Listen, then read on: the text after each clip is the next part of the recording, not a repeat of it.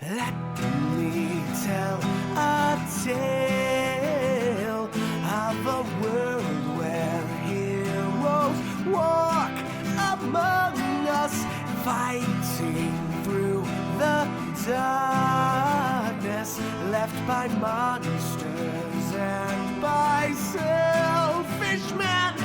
A tale of glory rents asunder, sacrifice and battles lost. Our heroes know not what awaits them, and still they carry on. Let me sing a song of a family forged by trials and woe. On their own they falter, but together they will write their own tale of glory rent asunder, sacrifice and battles lost. Our heroes know not what awaits them, and still they carry on. What was rent shall be restored. What was lost now shall be found. The price of valor ever rising, but victory brings new rewards. Tales of glory, might, and wonder, hard-fought battles, treasures won. Our heroes know their fate awaits them, and so they carry on.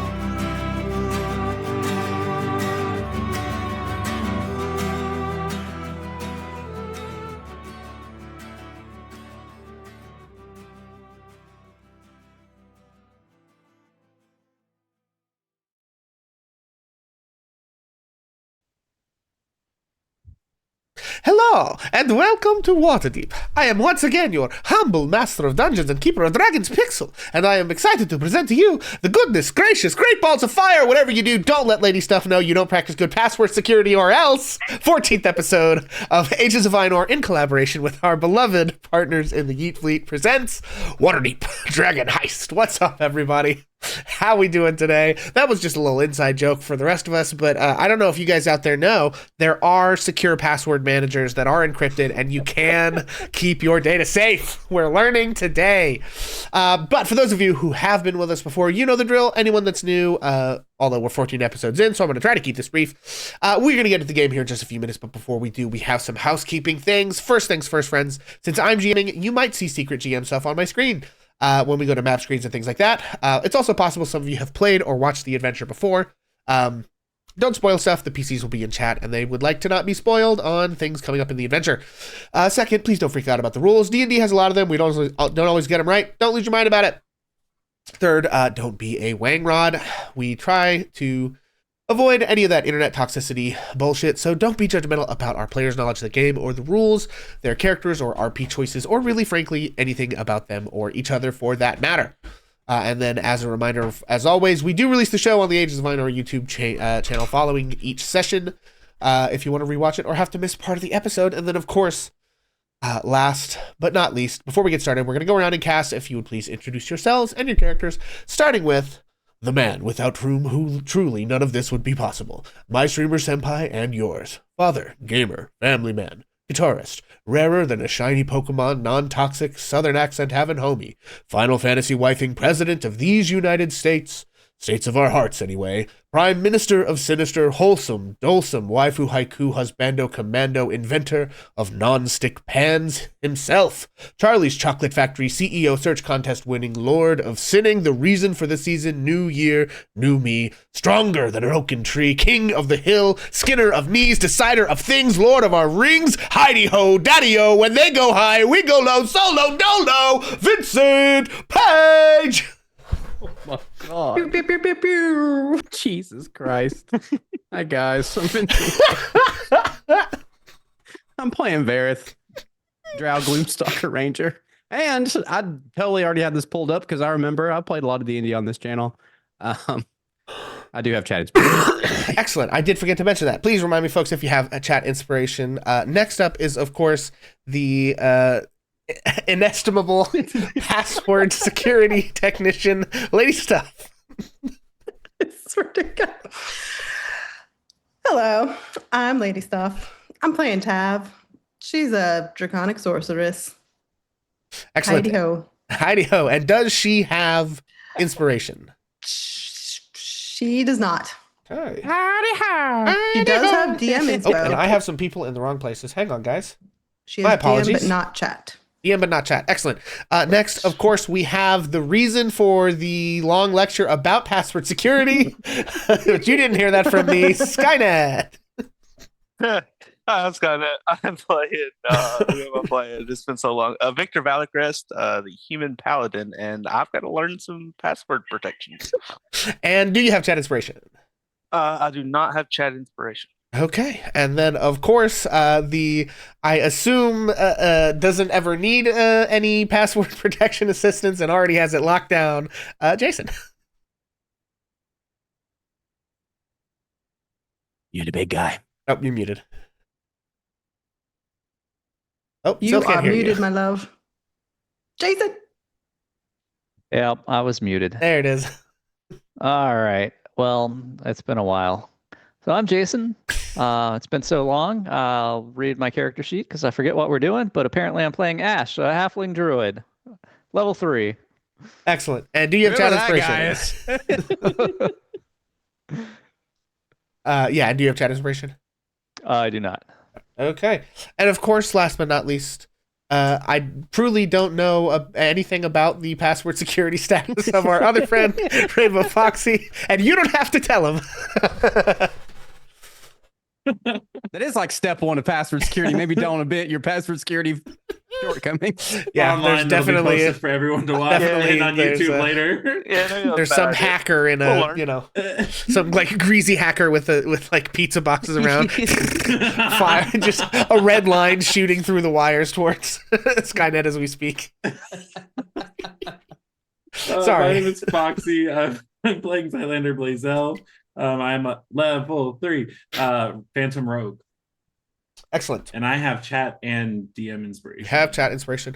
Excellent. Well, folks, my name is Pixel. You can find me here sometimes on twitch.tv/HammerandPixel. We've been doing a zombie era run of FF7 lately, except then I got sick.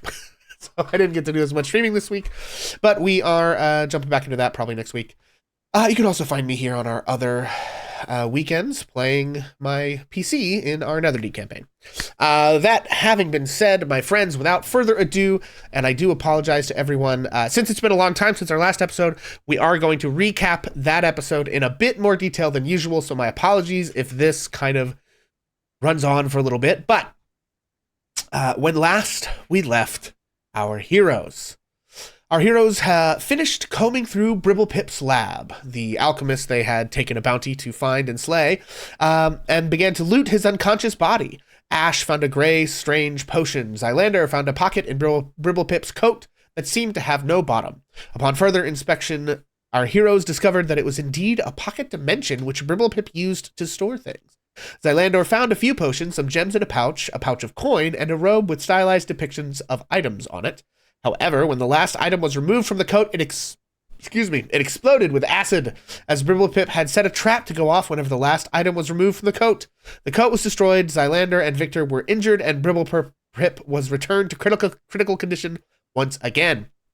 Victor saved Bribblepip by feeding him a health potion, which saved his life but did awaken him. He began demanding his own release and screaming for help, but Tav used her newly awakened sorceress abilities to detect his thoughts and attempt to interrogate Bribblepip, which answered some questions they had and led to others.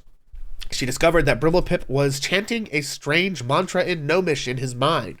She also discovered that his arrangement with the Castellanters was, in his own view, a purely financial one, money for poison. When asked about the strange dead fish smell our heroes had noticed in and around the alchemy lab, as well as coming off of Bribblepip himself, Tav sensed a strange wall in his thoughts, which she could not penetrate, something Bribblepip was apparently incapable of thinking about. Tav and Verith together discovered, one magically and one manually, as it were, that there were no secret entrances into the sewers down in his lab, and the only means of escape that Bribblepip was thinking of was up the ladder and into the rest of the warehouse. Tav asked about the contact point with the Castellanters for their arrangement with Bribblepip, and saw an image of an aging tiefling man in a black, crisp suit with thin-rimmed spectacles, pale bluish-purple skin, silver hair in a ponytail, and horns. She also learned that the customers coming to Bribblepip's warehouse mostly just gathered their purchased goods via the large warehouse store in the ground level of the building. And then she finally learned that it was Xanathar who had made the simulacrum they had found upstairs. They found Bribblepip uncooperative to further interrogation and instructions once the spell wore off to detect his thoughts, so Ash knocked him out.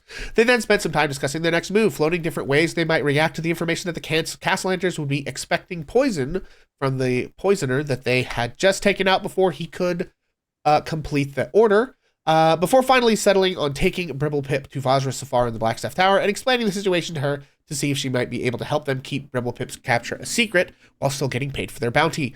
To effectuate this plan, Ash turned into a horse, and they hid Bribblepip's unconscious and bound body in a burlap sack to sneak through the Troll Tower into the Sea Ward.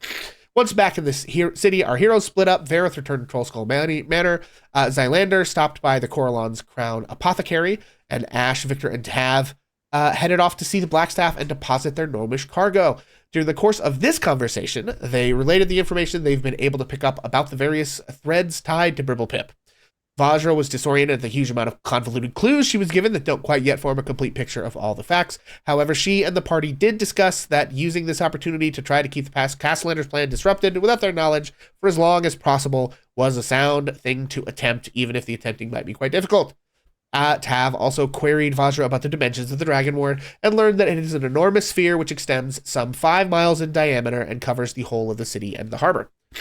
Tav informed the Blackstaff of the odd block that she came across regarding the origin or nature of the fish smell within Bribblepip's mind. The Blackstaff showcased what a well-prepared and well-funded wizard can have at their disposal, namely a few dozen scrolls of simple divinatory spells she might need for her work as the head of an organization of magical investigators. She first detected the enchantment magic at work on him, identified the effect of a dominate person potion, and then seemed to dispel whatever this enchantment was that was affecting him, fed him a small health potion to wake him up for interrogation after the enchantment was broken. As Bribblepip came to, he claimed to have done nothing wrong.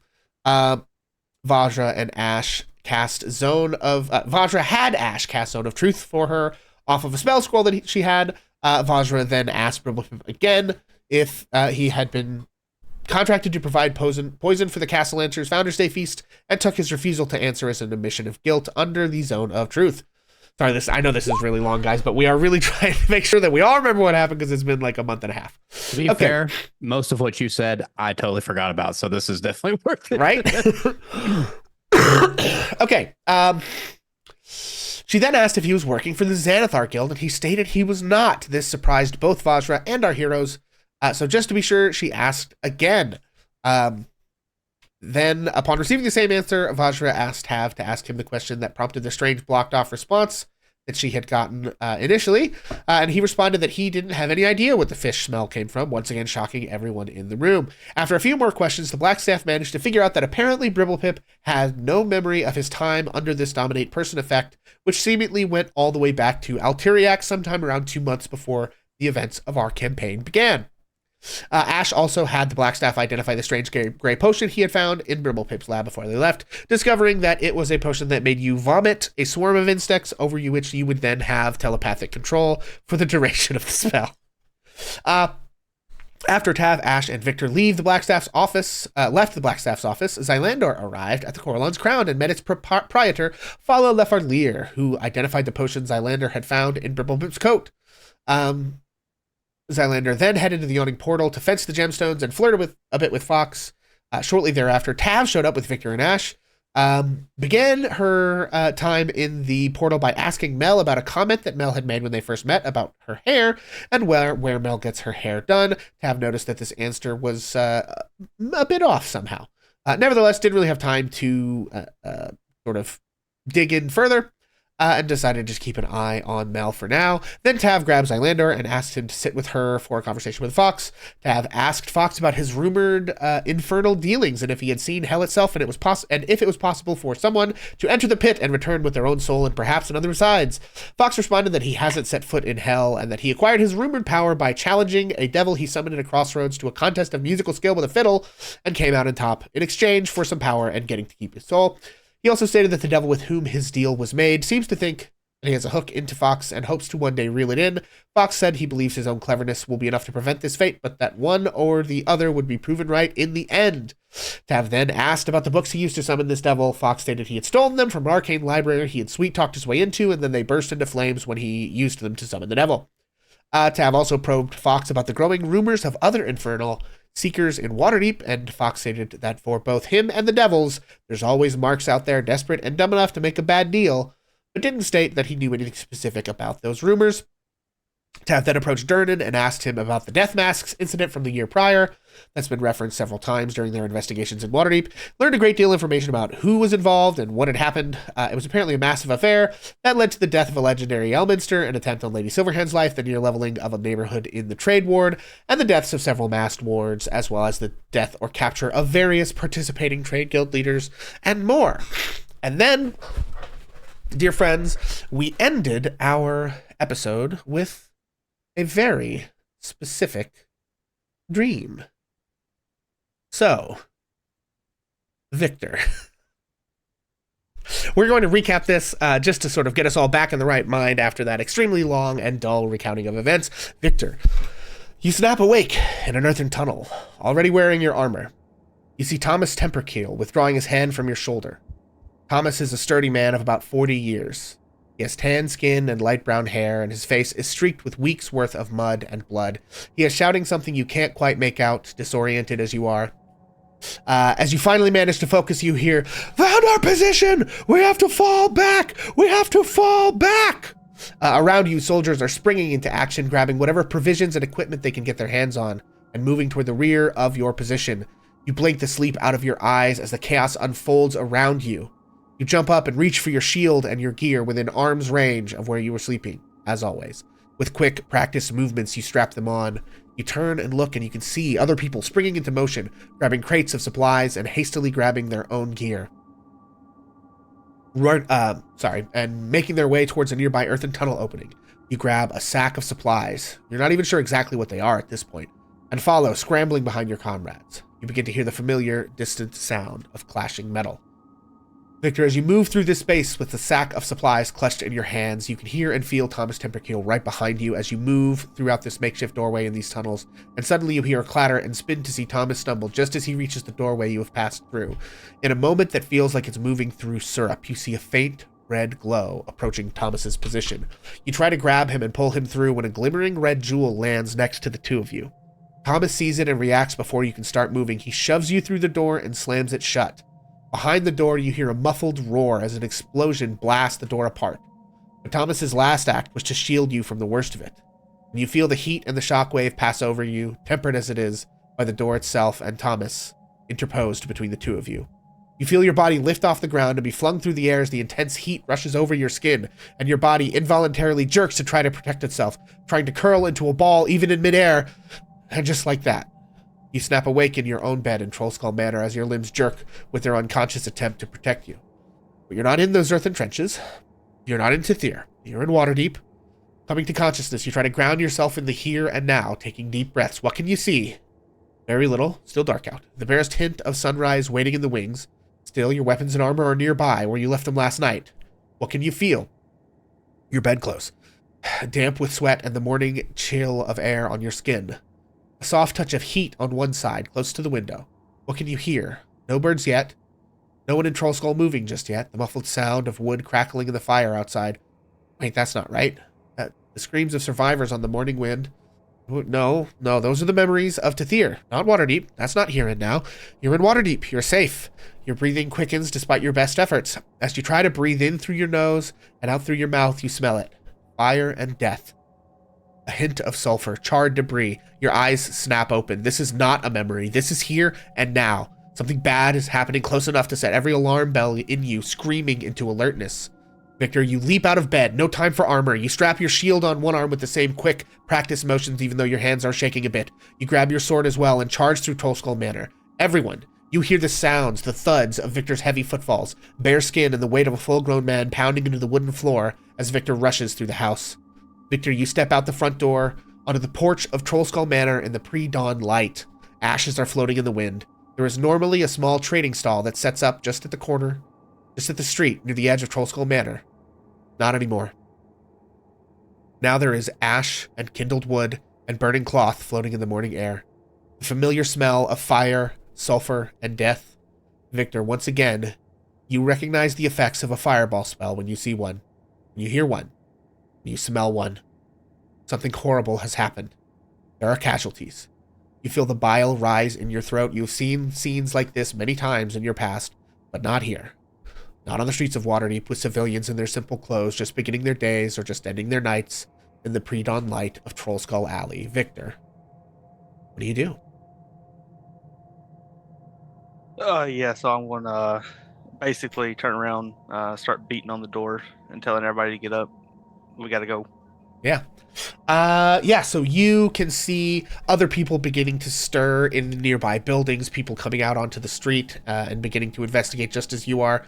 Everyone else in Troll Skull, you now, as well as you're coming awake, hear Victor, and some of you may not have been asleep, we'll discuss that here in a second, but you hear Victor sort of making a ruckus downstairs, indicating that he wants you all to wake up and come outside.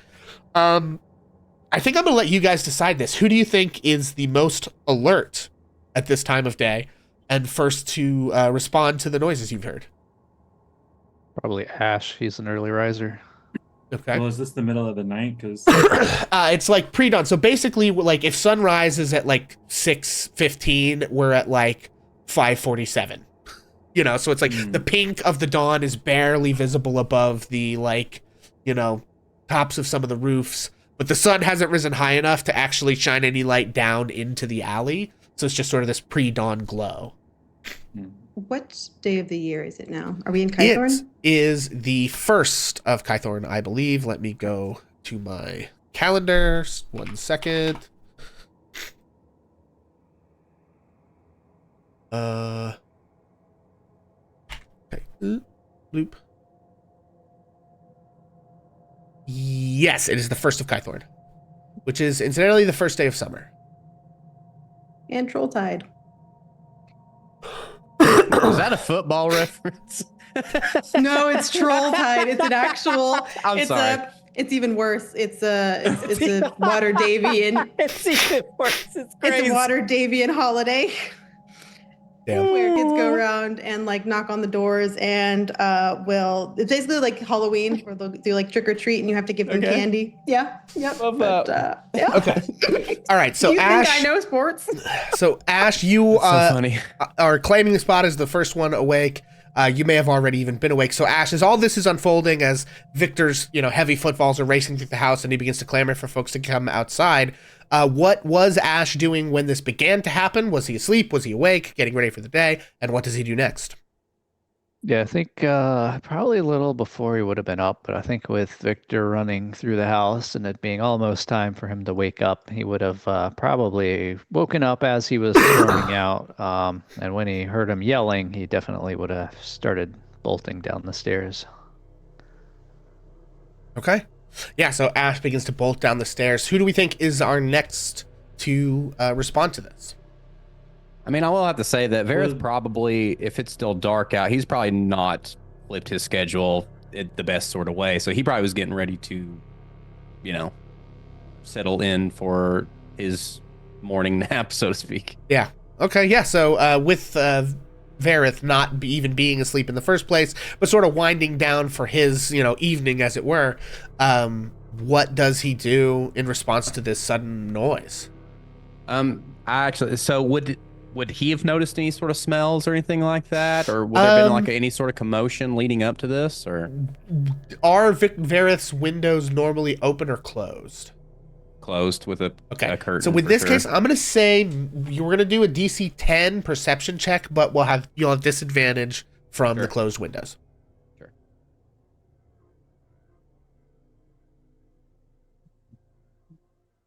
I know how to do this. Don't worry about it. What's How that? strong is the scent of the sulfur smell? Okay, 19. Yeah, so that definitely does get it.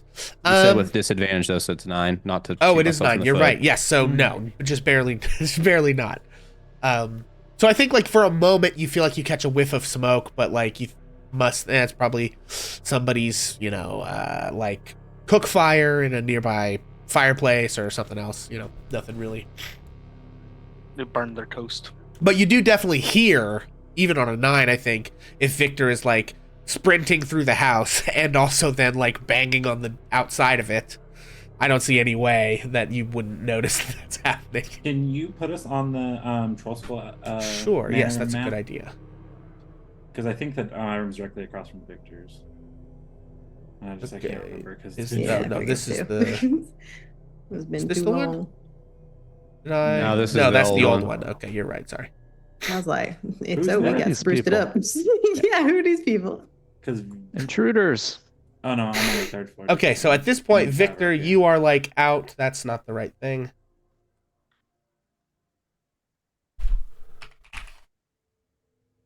Okay, sorry.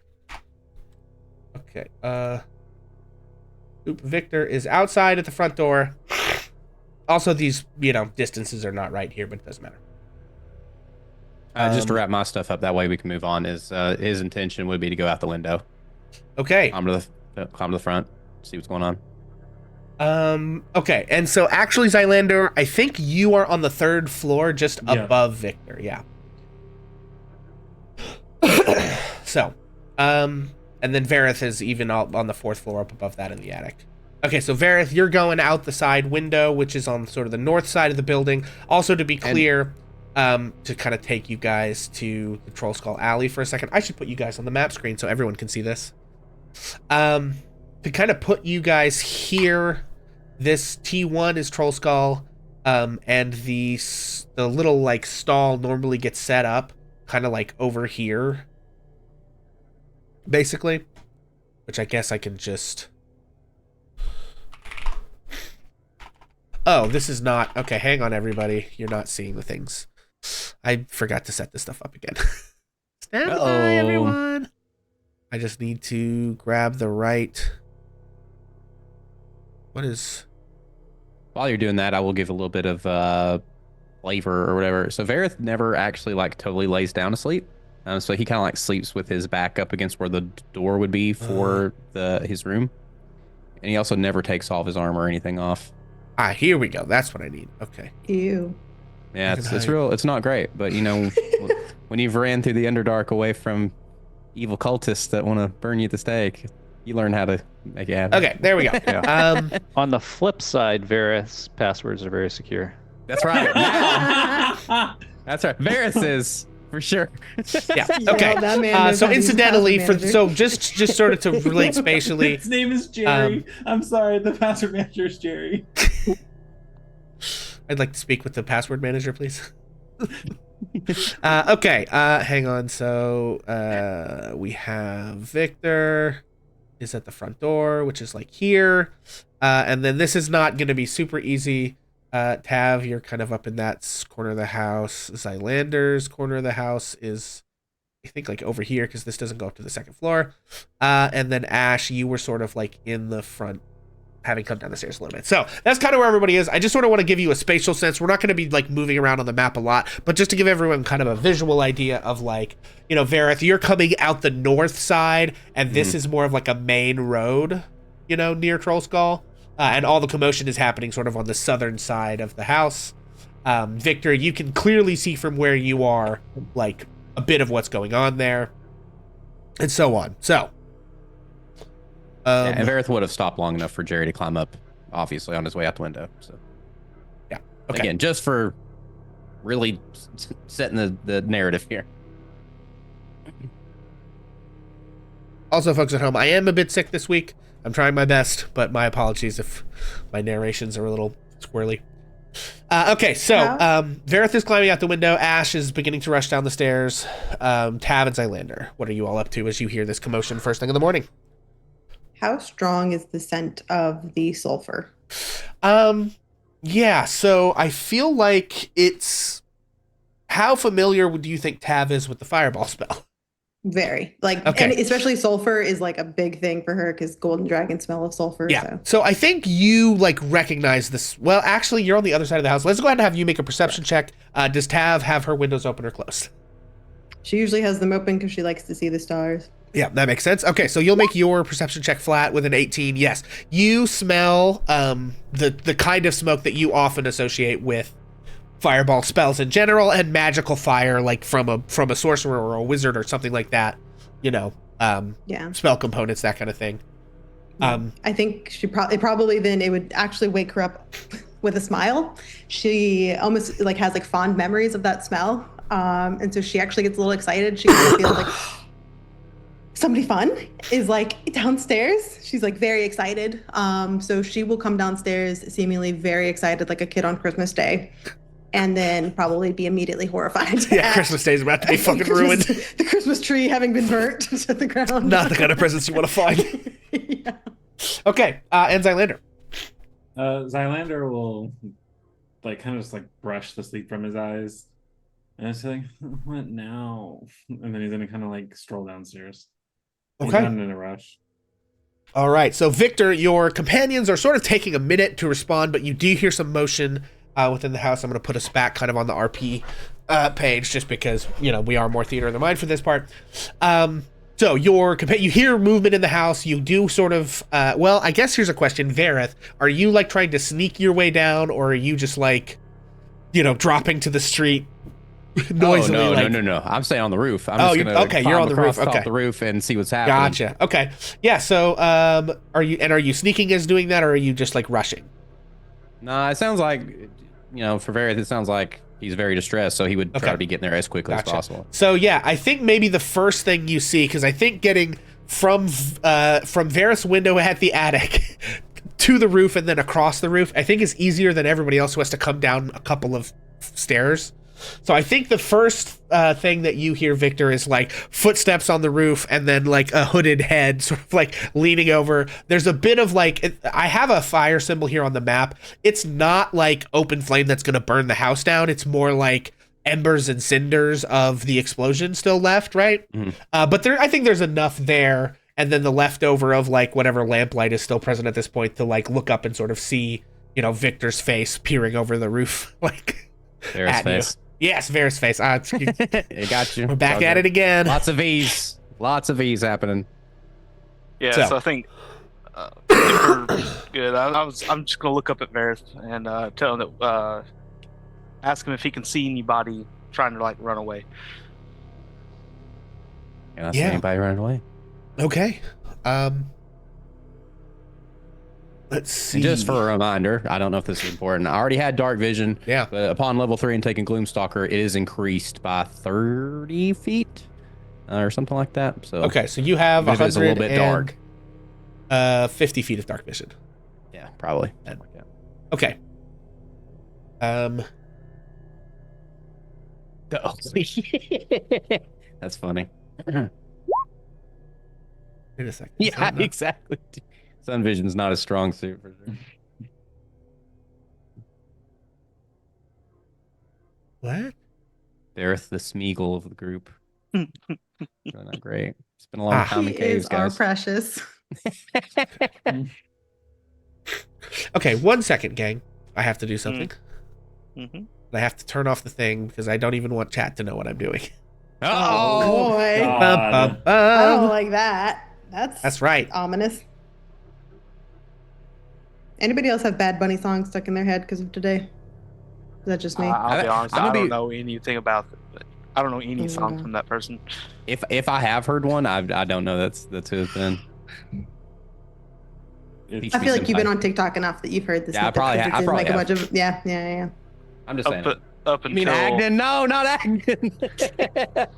Wrong Hold guy, on, buddy. watch it. Hold on, but what if Agden is one of the casualties? Will you not rejoice?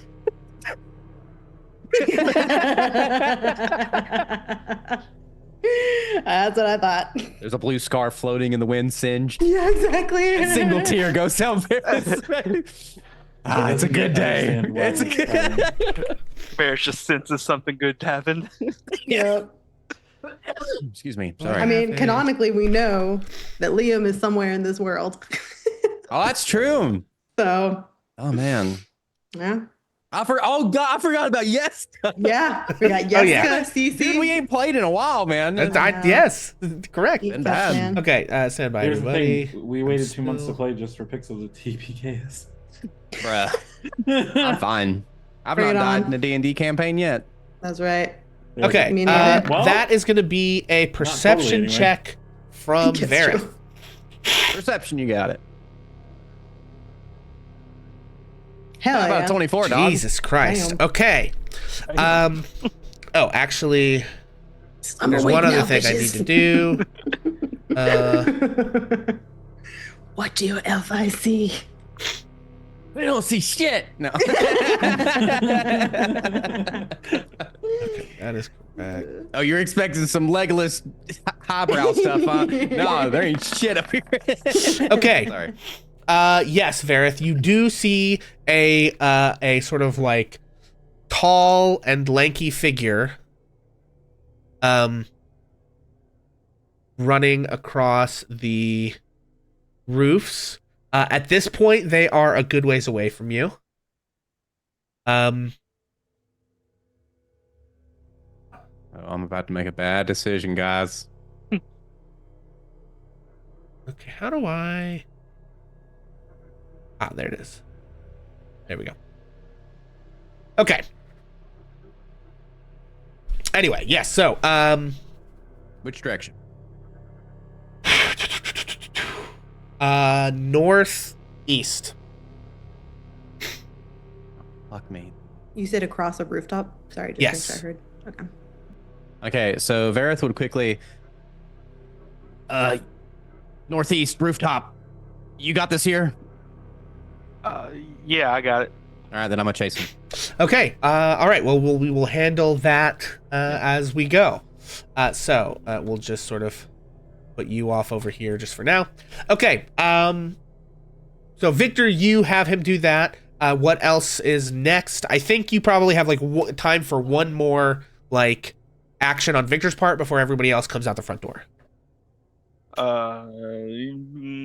Now you could choose just to stay there and wait for them, you know, whatever you think Victor would do in this moment.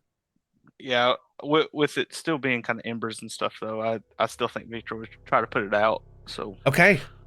Yeah, okay. So you rush over to the spot. At this point, you can now see the small crowd is gathering around this sort of like 40-foot blasted like space. There's a, you know, this little trader cart that normally gets set up has been completely destroyed. And you do see that people are beginning to kind of like survey the devastation. You can see that there are about seemingly like 10 creatures within the blast radius that are not moving. Humanoid creatures. And I'm saying creatures, people of various, you know, species, basically. yeah, I think for sake of you know, just me trying to put it out and stuff, I'd probably try and tell people while I'm there to go get help or something. Yeah. Okay. Yeah. Also, I apparently can't read my own notes. It's 11 people, not 10. Okay. Yeah. So you're trying to put out the fire then, while the people go get help. Okay. So as you're trying to put out the fire, Ash, Tav, and Zylandar, I'm going to say that you guys come out the front door and begin to see this. No sign of Vareth anywhere. But Victor is over near the explosion And you guys can kind of see, like, up on the porch, you can see over people a little bit. Down in, you see that Victor is, like, right in the thick of things, trying to put the fires out. And people are gathering. You do see some other people have, like, they probably run off by you guys, like, north, up, and then take a left. And I think you could just get the sense that they're probably, like, looking for help. You know, they sort of have that vibe of, like, people who have been sent on it to go, you know, get people. So, what do you guys do? I think Ash is gonna beeline towards Skynet or Victor Okay. and start looking for people who are injured, see if there's anybody he can help. Okay. Zylander's pulling out both daggers and running right behind him. Okay. And then Taff. I think Tav's gonna ask, "Where's Vareth? Is he okay?" Yeah, I'll kind of turn around and just tell her that Varys has made a beeline towards the person that he saw. Oh, where? Which way? Northeast. All right, Zylander's looking it behind him. Okay. All right. So, Zylander, you will are... scale the building. Yeah, you're a... Okay, wait, so are you going up the building or are you going on the ground? I guess he didn't say I would run versus climbing. Okay. But Okay, so Zylander, knowing you're Vareth well enough, I would be looking at the rooftops trying to see where he went. Yeah, I gotcha. Yeah. Wow, so- way to clock me there, bud. Yeah, I'm going to say make a perception check with advantage. And Vareth, are you trying to be stealthy as you tail this guy, or are you just booking it as well? You can tell that the thing you're tracking is booking it. It's not trying to really be stealthy. No, my goal would be to not lose them. So Okay. stealth is probably not the option. 15 perception. Yeah, I think that's good enough to clock, you know, Vareth's silhouette bounding across the rooftop. So we've got Zylander, you're, you know, maybe, I'm going to say 120 feet behind. It's long enough and it took like you to move down there and have that. It's like he's dashed a few times. So you're a little bit behind, but you can kind of track Vareth. Tav, you came up and asked. So here's what I'm going to say. We're going to deal with Zylander and Vareth trying to chase down this other sort of figure on a, you know, separate basis. The rest of you guys, the guards are going to show up soon. Oh, basically. Sorry. Oh, you're fine. The guards are going to show up soon. I'm going to give each of you essentially like 3 quote unquote actions. You're going to have time to try to do 3 things, whether that's investigate something, look for someone, speak with a witness. Like, you know, you have a little bit of time before the police show up, but I think, Victor, you would also know this well enough to know that, like, they are eventually going to cordon this area off and start an investigation proper, but you guys do have some time to try to see what you can find out on your own, or you could go ahead and start the process, kind of, Victor, if you want, of, like, getting everyone away from the thing. It's really just up to what you guys think your character is to do, but you have enough time to try to do a couple of things, if you want to, before you're going to kind of get, like, kicked out of this space. Yeah, would I have before all that happens? Would I have time to like just let them know that like we have to do things quickly? Yeah, I think so. You could inform your companions there that whatever it is y'all are going to get up to needs to happen fast. Yeah, so I was just gonna say like, hey, Ash and Tav, we have very limited time to try and figure something out before guards get here and tell us to move. Yeah, I think Tav, seeing Zylander run off, would just yell back at him, "If you catch him alive, I can interrogate him." And then she'll turn her attention back to what's in front of us. Also, you probably saw it, stuff you have chat inspiration. I just noticed it from I like did. way before. Sorry, gang. I've go. had my notes up instead of the chat. Okay. All right. So, in whatever order you guys want, what are the 3 actions that you wanted to try? Ash, I think you said you were looking for people who might have been injured. Yeah, so Ash, like everybody's talking about catching somebody. He has no idea what's going on, so he's just gonna yell, "What happened here?" as he is, running to whoever's injured and trying to see if there are any survivors or anybody that he can help. Okay. I will say that there are 11 casualties. No one seemingly who was impacted by the fireball survived it that you are aware of at this point. All of the, bodies that are laying there are dead, and none of the other bystanders seem to have been injured by what happened. So what you get the sense of, I think, with just looking at that as kind of your first taking a moment to survey things and see what's going on. Everyone who was caught in the blast was killed, and no one else was like close enough. These are all other people who have heard what happened and showed up. You know what I mean? So they may have seen Sure. some things happen sort of tangentially, but like, you know, that's kind of where you're at. There's no one to like heal or anything like that. Like everybody here, like you're checking pulses and stuff. No, none of those 11 made it, and no one else was injured. And you sort of understand fireballs. Like it's a big spell, but like you could be 1 inch outside the thing and have nothing happen to you, basically, right? Sure. So Yeah, so I think Ash is, while he's there, he's looking at these people as he's realizing that they are all dead. He's gonna just kind of take note of like what he sees, who they are, if he can make any sense of like why they were all there, if he's seen them before, if there's Yeah. anything common amongst them. But also at the same time, I think he's going to have a very strong emotional reaction to this because his home burned down similarly. yeah. And so what he's seeing here is very, yeah, just Yeah. setting him off a little bit. Yeah, I'm gonna say actually in this moment, Victor and Ash both give me insight checks. All right, my roll 20 is broken.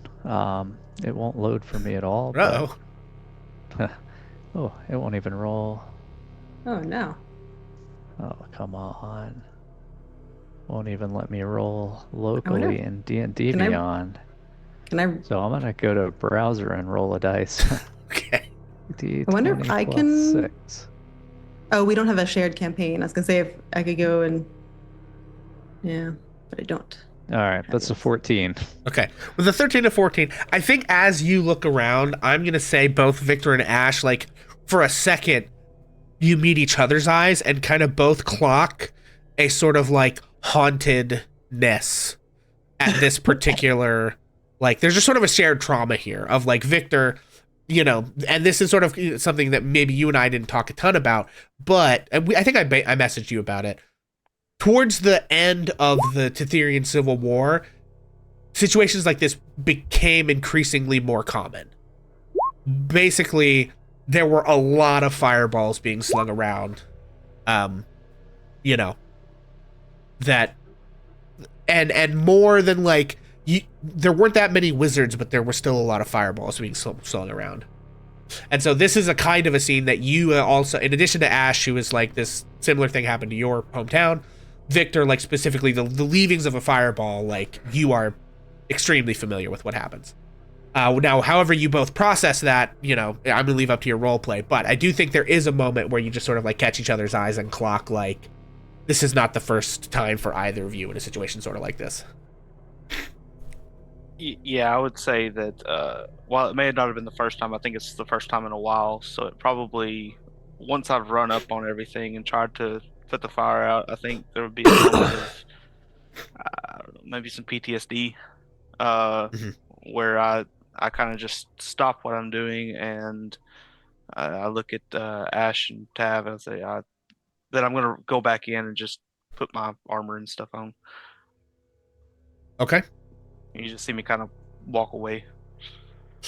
Okay. Not really knowing why I'm walking away, but walking away. I like it. Take some DM inspiration. Oh, nice. Okay, so, yeah, Ash, you are having your moment with that as well. And yeah, I think there too, you take some DM inspiration for that, because as you're role playing, sort of Ash grappling with like his instinct to help these people versus like this resurgence of what happened to his hometown and what have you. Victor heads back inside to get his armor on. Definitely not metaphorical in any way. But that leaves Tav and Ash here. So Ash, you said you want to be looking at sort of like what you can make out of the crime scene here itself. Tav, what are you doing in this moment as well? I think Tav is going to probably do some kind of an what's going to be the best? I don't know, like some kind of an Arcana check. I don't know if that's even useful. Yeah. Maybe, yeah, we'll do Arcana check. Okay. Yeah. Excellent. So yeah, I think then with this, I'm going to have Ash give me a perception check as you're investigating the bodies to see what information that you can kind of get. And then go ahead and give me that Arcana check from Tav to see what you make out magically going on here. All right, this will be a 23 perception. Okay. Okay, so on a 14 Arcana, you can definitely confirm that this was a fireball spell. On a 24 perception, I'm gonna give you that's a really good roll. So I'm gonna give you the stuff that you would normally get on a perception, and then I'm gonna give you something that like is gonna allow you to have to take advantage on an Arcana check, to see possibly something else. So if you want to go ahead and make roll again on an Arcana check and see what you get there, Tav, while I sort of go over some of the stuff with Ash. Okay, 17. Okay, so Ash, there's a couple of things going on.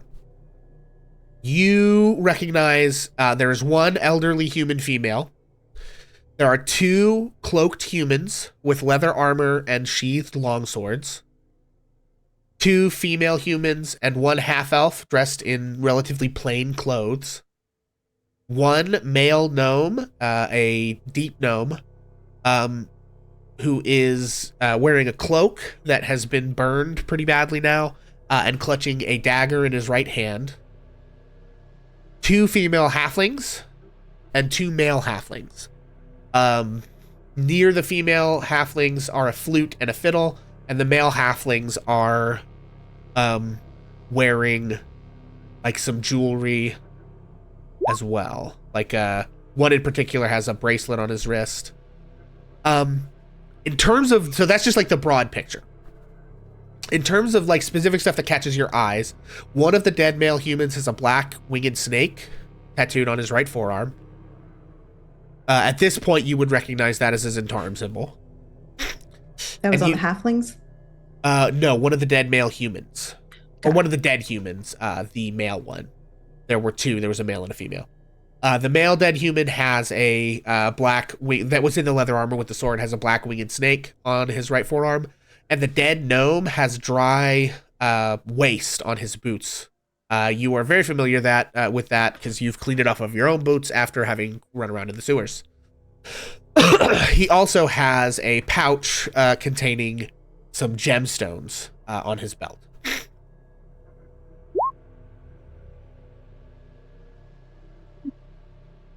All right. Well, I think does the bracelet look just like a piece of jewelry or like a keepsake? Yeah, yes, it's kind of like corded silver with black opals, but also it has some like little like rings on it that like when he shakes his wrist, like you kind of recognize it as like something that's like a dancing like piece of costume jewelry in a way. You sort of like looking at the halflings get the sense that they were like a little musical performance group of like two musicians and two dancers, kind of just sort of like looking at their clothes and stuff and how they're a little bit related to, sorry, we're going too fast. So Tav wants to run it back slower. That was so fast. I got two male humans. One has a black winged snake on his forearm. Yeah. Do you want me to just go through the description of the like everybody again, or just the stuff that he picked up with the perception check? Everything that perception check had, all the descriptions of the people that I. Yeah, I mean that's the stuff that anyone would get from a cursory glance, but I'm happy to go through it all again. Yeah. That'd be helpful. One elderly human female, and you guys can like this. So we're doing the first sort of round action now. If you want to look more closely at any of these folks, you've got like two more on deck. Right? Yeah, that's why I wanted to make sure I knew what was even in front of us. So I'm going to give you just kind of the base stuff again. One elderly female human. Two cloaked humans, a male and a female, in leather armor with sheathed longswords. Two female humans and one male half-elf. Female in leather armor. Okay. Two female humans and one male half-elf, all dressed in plain clothes. Okay. Just like normal, garb. Yep. One male deep gnome wearing a burned cloak, clutching a dagger in his hand. Yep. Two female halflings and two male halflings. Okay. The females have a charred flute and a charred fiddle. and one of the halflings has the sort of like dancing bracelet thing.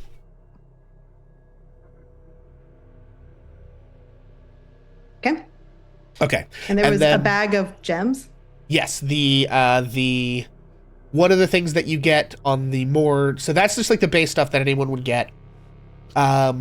Because you succeeded on what would have been a DC 15 perception check with that 24, you notice that one of the dead humans has the tattoo of the snake symbol, winged snake, and the dead gnome has dry wastes on his boots and cloak from the sewers, and a pouch containing 5 gemstones on his belt.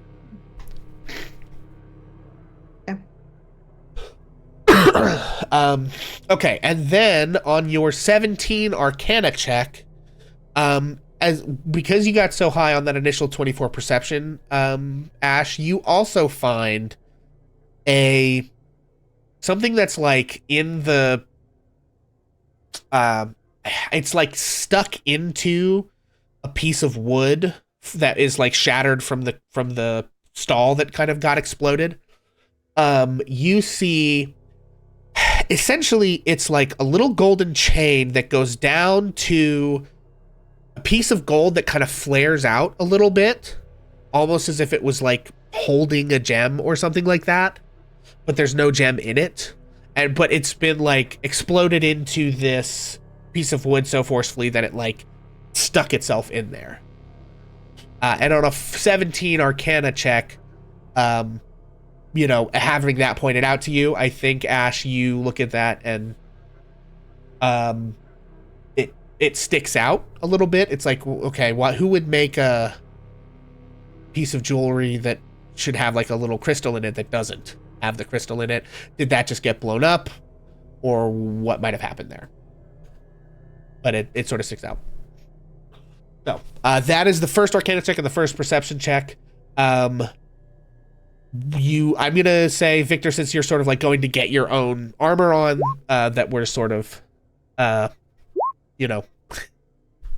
stuck here, and not participating in this, and that I think that makes sense. So that does leave Ash and Tav with 2 more sort of like actions you can take in this area before the cops show up and kick you out of it.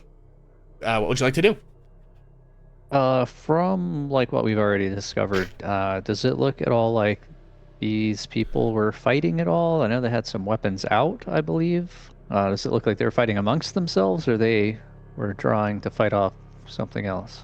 Yeah, so without making any checks, I can tell you that the 2 dead humans, the man and the woman with the leather armor, they have long swords that were sheathed, and still are sheathed. So they had not drawn their swords. The gnome did have a dagger drawn and clutched in his right hand. Go ahead and give me, I'm going to say either another perception check, an insight check, or a survival check to see what you can piece together. If you're trying to piece together, like, what's the story of what happened here from things like where the bodies are positioned or tracks that might have been left or anything like that, whatever skill check you think is most relevant for Ash, trying to kind of like put the puzzle pieces together here of like, what he might know or figure out. Sure. All right. That was only a 12 for insight. Okay, 12 on insight. It's hard to say. You don't think that... on a 12, the one thing I'll give you is that the gnome and the 2 humans were laying face down initially. Like, you can tell. Okay. The gnome, was there more than one gnome? Or is just the one? No, there's one male gnome. So there are... So he's the one There's who like had the 5 dagger humans. and had the waist on his boots and had the gemstones. Yes, so he has, just to go back over him, deep gnome, male, burned. He was wearing a cloak, which is mostly burned now. None of the others are wearing cloaks, right? Yeah, he was the only one with a drawn weapon? Correct. There are 2 others who have sheathed weapons. One has his Zentarum tattoo. He has a drawn weapon and a pouch full of gemstones on his belt. And sewer waste on his boots. Okay, I'm gonna grab his dagger and cut his pouch off and pocket the pouch. Okay. Are you trying to do that in a way? Because there is sort of like a crowd of people also all sort of clamoring and looking. Are you trying to hide that action from them? Or are you just sort of like, doing what you're doing?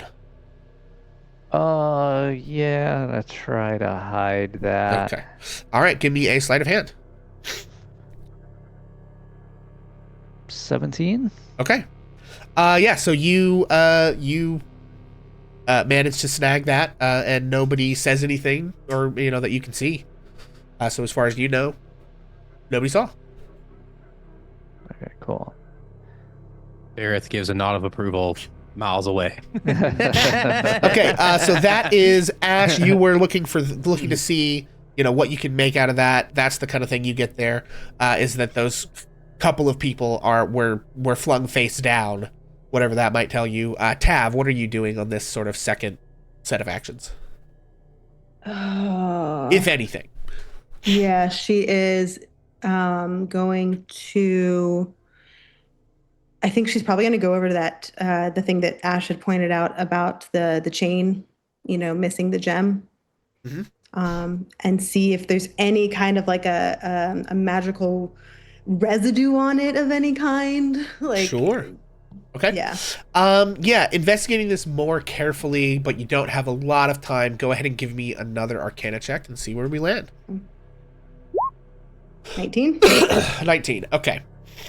I think a 19 is not quite enough for you to know exactly what this is. Chat inspo. If you want, sure. I'm gonna do it. Let's see.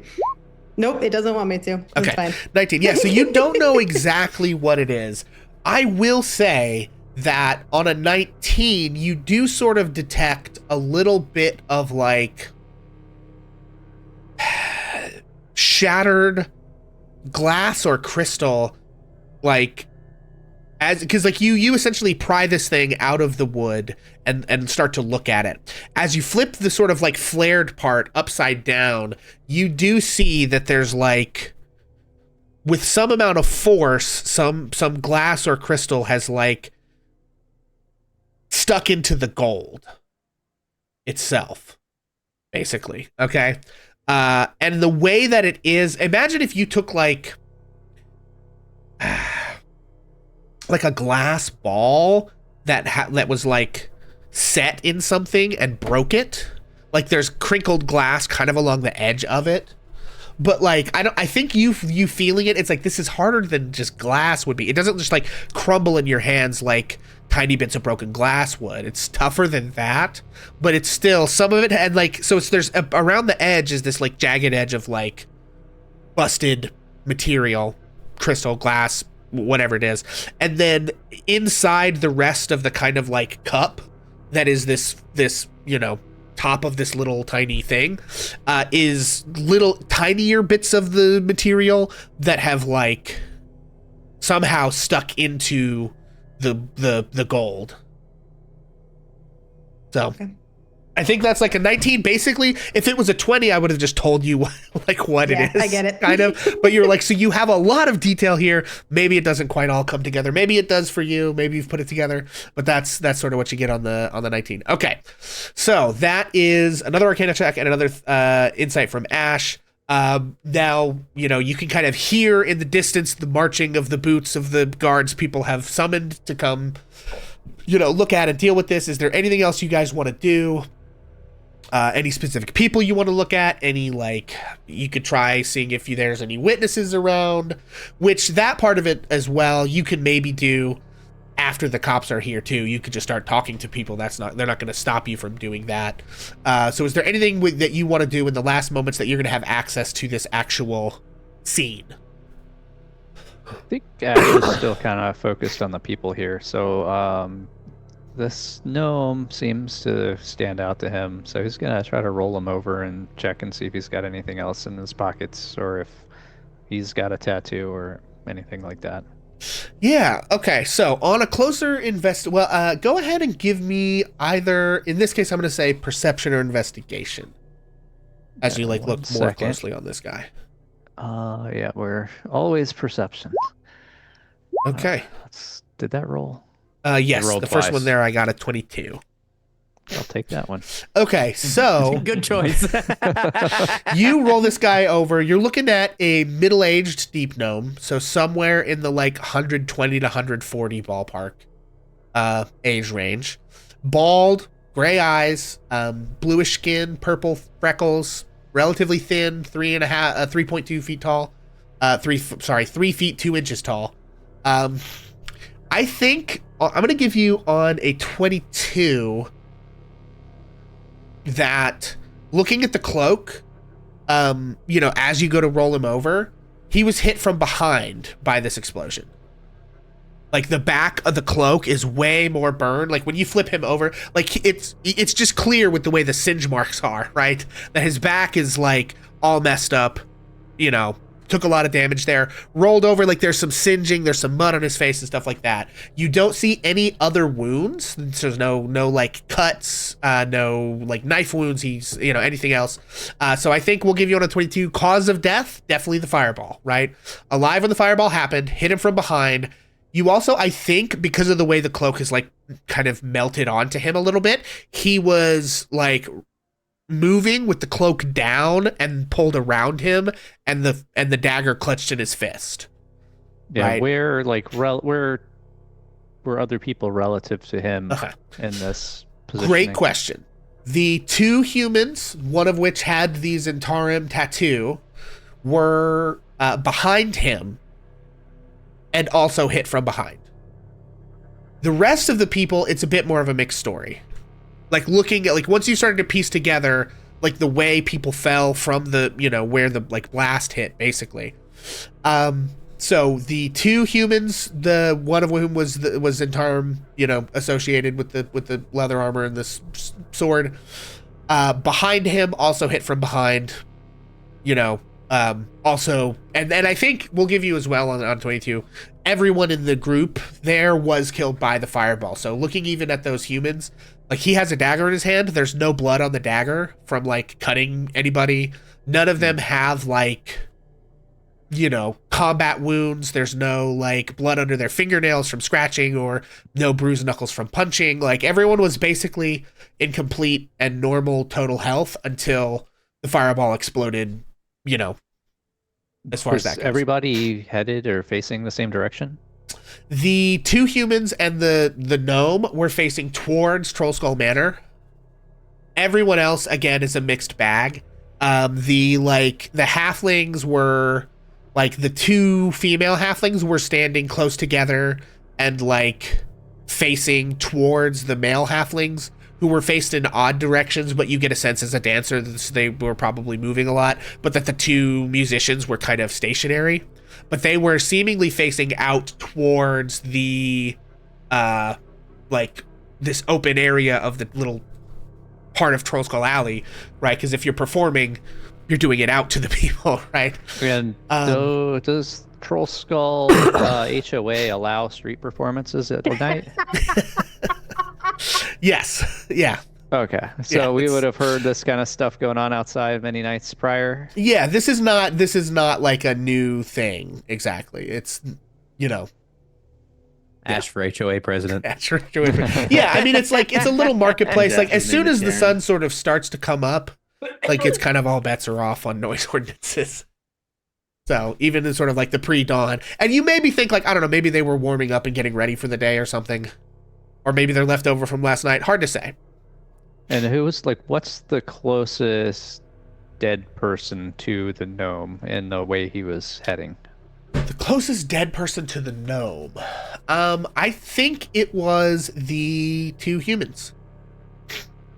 Like they in front were. of him? I thought they were behind him. Oh, no. Okay, let me put it this way. The gnome is the closest thing to your house, right? Okay. And then the two humans who were, like, pretty close behind the gnome, and then a bunch of other people who seemingly, were just in the zone. Like, nobody else really has a discernible orientation to any other specific thing going on, kind of. So the gnome was, like, in the front of the cluster, looking out? Yes. Kind of? Okay, got it. So no, it wasn't like somebody else died that he was heading towards. No, that is correct, yeah. Okay, got it. And he's heading in the direction of Trollskull Manor? Yeah. Like, and I think it is a thing of like the way he falls, like his dagger, like his hand is sort of just like, it's like if he lived long enough to would try to crawl away, he would have been trying to seemingly crawl in the direction of Troll Skull. You know what I mean? Like that's sort of how he went down. Yeah, I think the last thing Ash is really focused on is, I guess, looking back in the direction where the fireball could have come from, looking 30 feet in some arc. Is there anything obvious, like alleyways or open road? Let's see.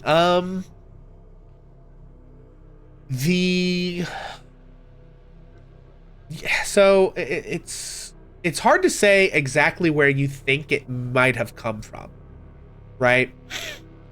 Like the fireball goes off and expands out, and wherever it landed was behind the gnome and the humans, right?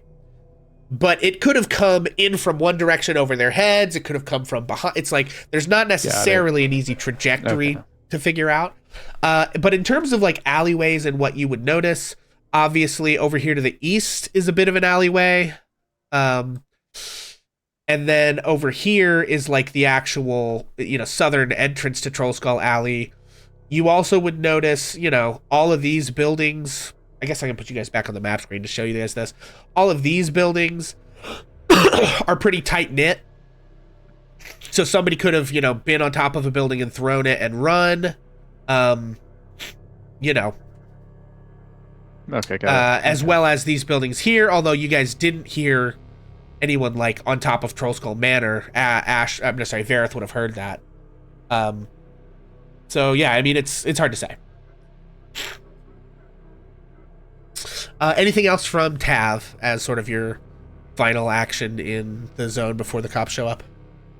I think, is there like a obvious hole where, so like I understand that, I'm guessing if they were facing towards Troll Skull and they got hit from behind, that actually like kind of like this area, I guess.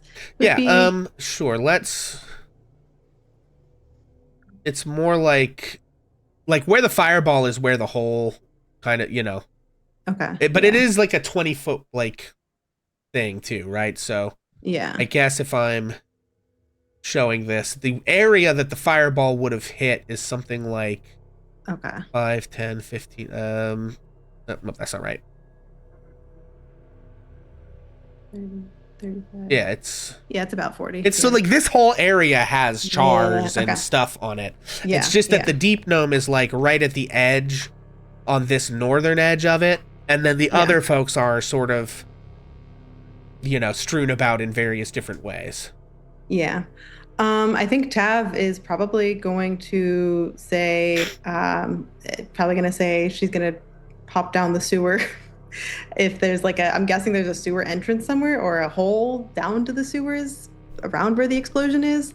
Yeah, great question. Make a investigation or perception check. Ooh, which one's better? They're the same. Cool. Fingers crossed. Let's try investigation because I haven't tried that. No, let's do perception. Who knows? Iffy. 16. You know what's strange? Not really. No, there is not an easy entrance or exit to the sewer, like right where all of them are. And I will also give you this, as you're kind of like putting that together, the 2 dead humans don't have waste on their boots, and the waste that is on the gnome's boots is dry.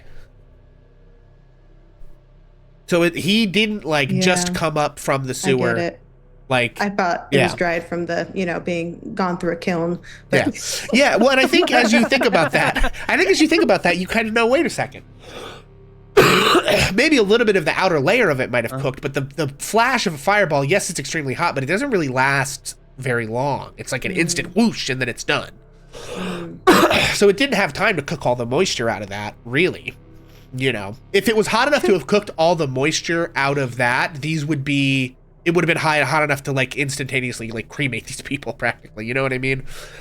This is a really stupid question, but I'm going to do it anyways. She's going to smell. Don't judge me. She's going to smell the dirty boot if she can, and see if I'm judging you. No.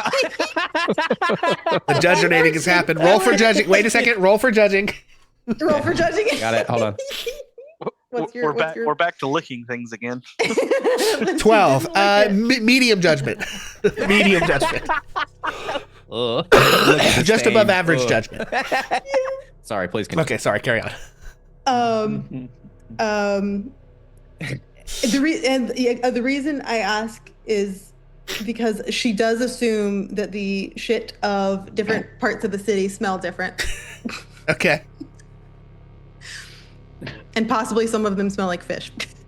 Yeah. Okay. I Excuse me. Go ahead. Oh boy. And go to. Go ahead and Cheers. give me a perception check.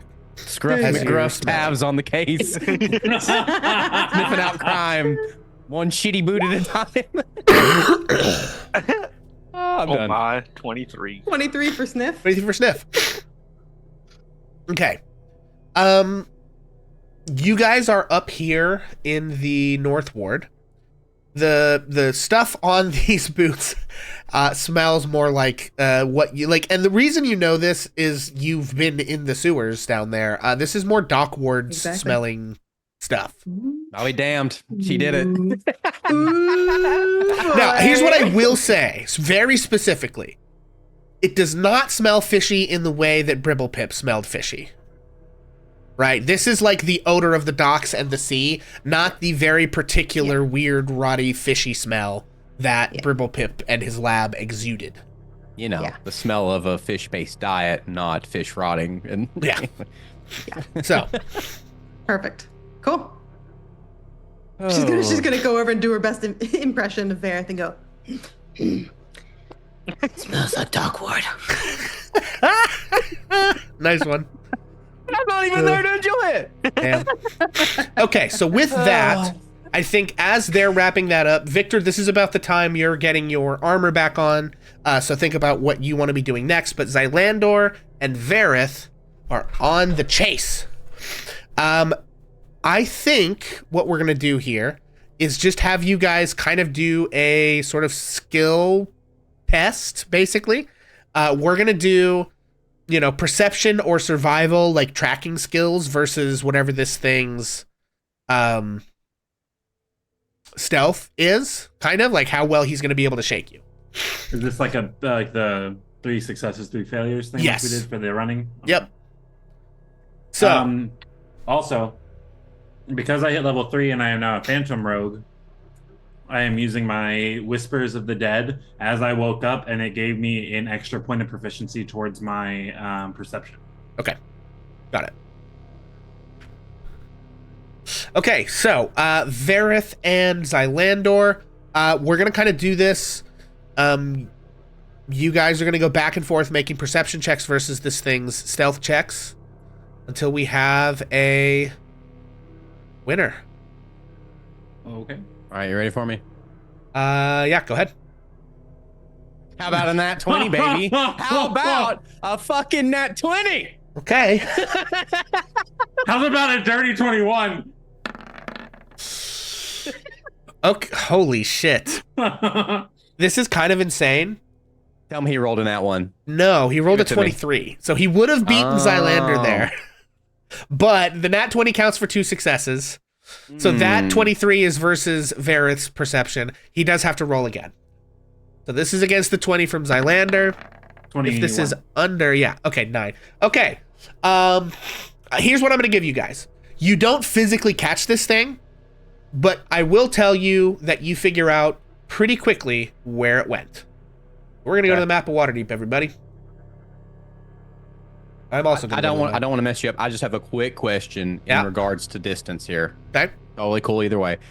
There's probably not a chance that Vareth ends up close enough to get a shot off, right? I mean, you're within. You are probably within like the long range of your bow or crossbow or whatever whatever you have. Okay, well so. let me break it down. Just and if not, listen, I'm here for the narrative. Okay, that's what I'm saying.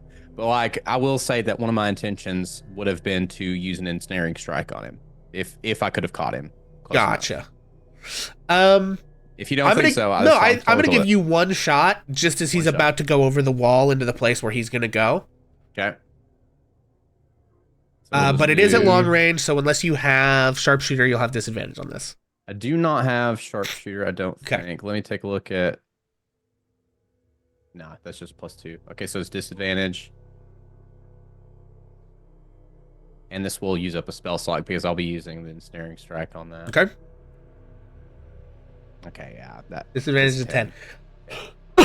So unfortunately, you don't quite hit it.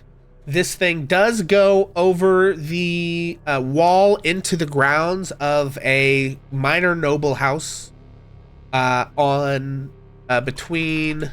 What is this? Hang on, gang. I have to... Is this a map? No. That back. This is foreground stuff. Between sort of Saradoon Street, Horn Street, and Lion Street over here. Let me grab... I guess I could have just grabbed this. It's actually really close to Victor's house. I forget Victor has a house.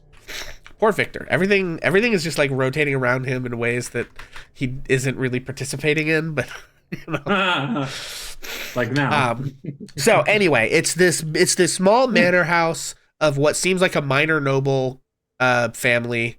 And it goes over the wall. And I think even Vareth at this point, you would know well enough that like busting into this noble's house would, like, if you get caught doing that and the sun is coming up, which would make that very likely, you're in kind of like deep shit. So I think shortly after you launch the thing and see this guy go over this wall that you're like, I really can't follow in there. Zylander, you kind of catch up to near the building Victor is sort of like, or I'm sorry, Vareth is standing on, you know.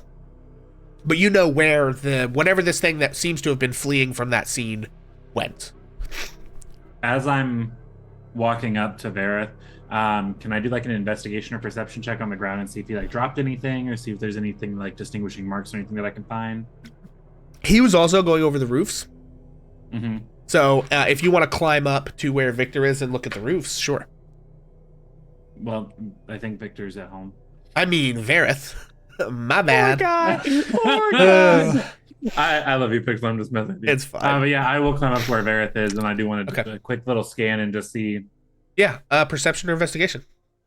Perception, which is also a +1 to this roll. I'm gonna use my DM inspiration. Okay. For a dirty 21 again. Okay, dirty 21. Yeah, you look down and in some like sediment that has sort of collected on this roof, that's not a humanoid foot. Not a hoof. It's vaguely foot shaped, but it's not a shoe. It's like it's almost like a wooden clog of some kind, but like not like rounded. It's like very flat. Very like in ways that would be uncomfortable for a shoe. It's very angular.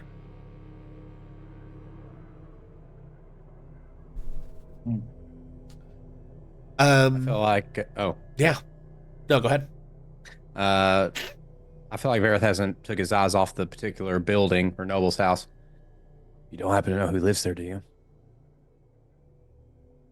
Make a history check. Either one of you that wants to can make a history check. I mean, I'll make one. I did. Yeah, I think you probably have disadvantage on this, Vareth. I mean, I'll have make advantage it, living here or no? I'm not gonna say advantage because like I'm just gonna say flat here.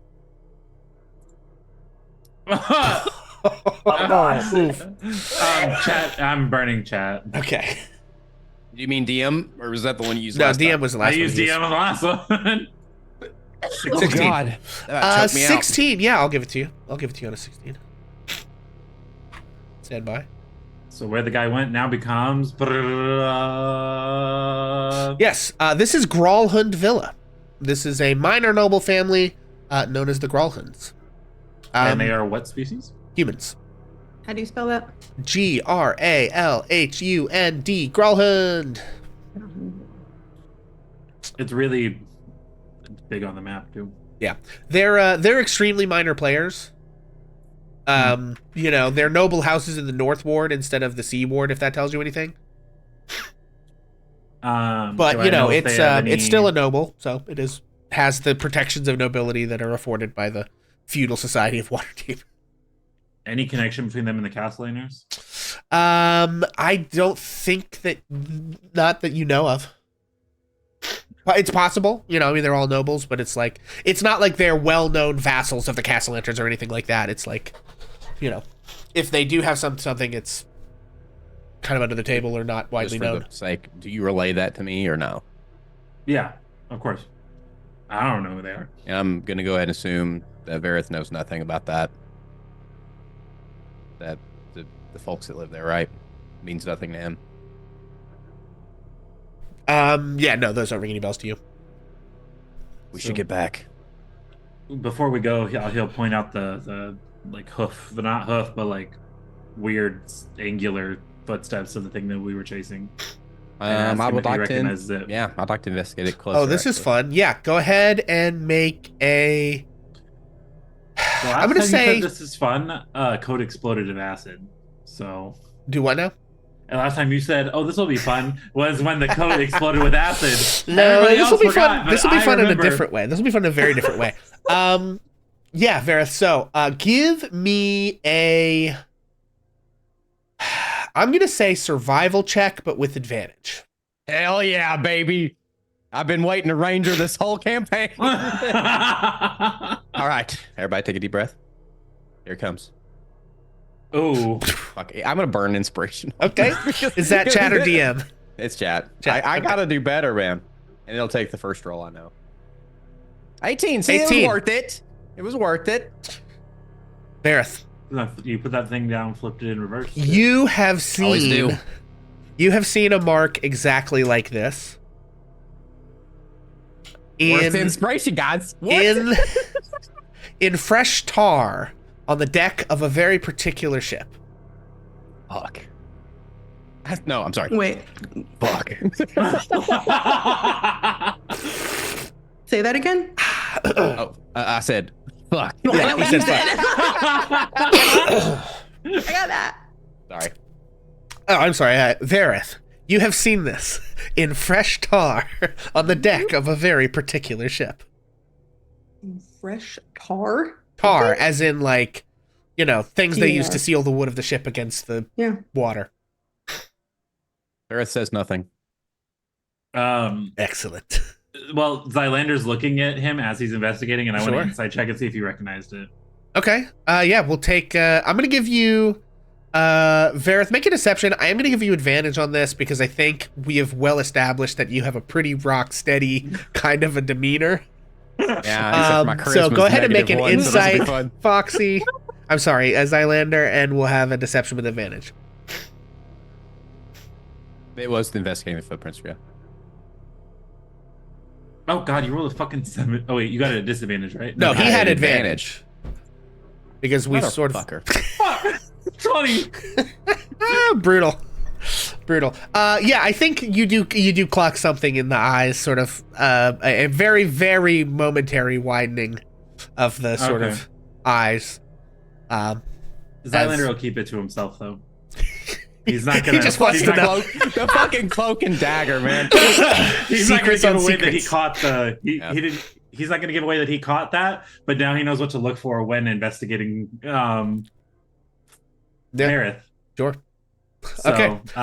With that, he'll say that okay. If well, I mean, he's gonna like look at it and be like, "Do you know what it is?" Not yet. Okay.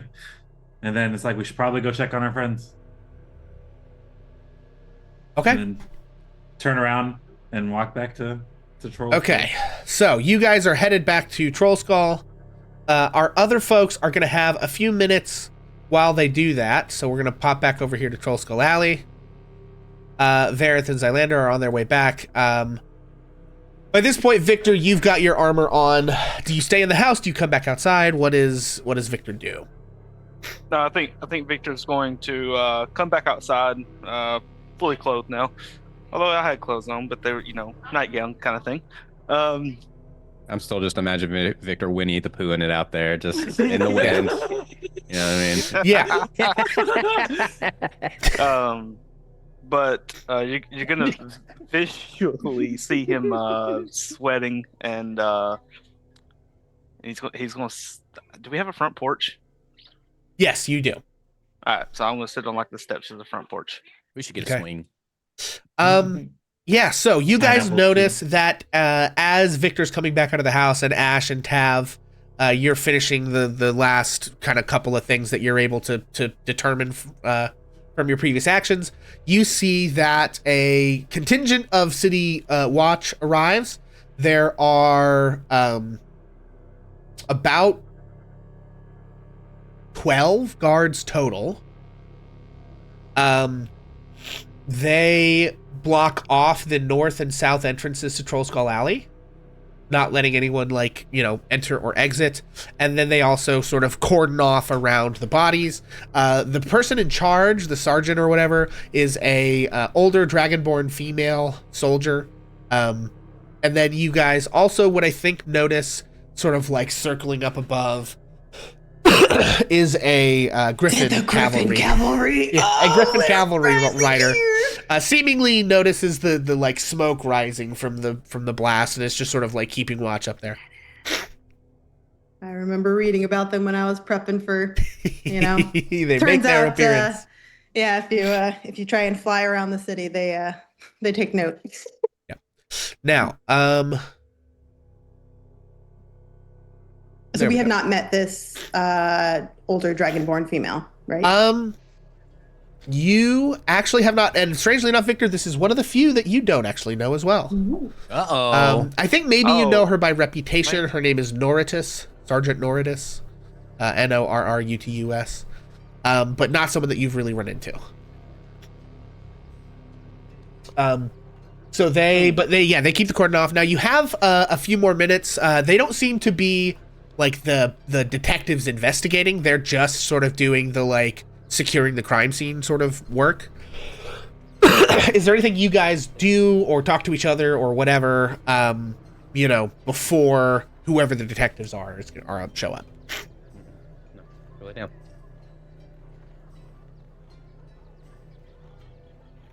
Going once, going twice? Ash's. Sorry. Go ahead. I am curious. When I have looked at, do I get the sense that actually, no, that doesn't make sense.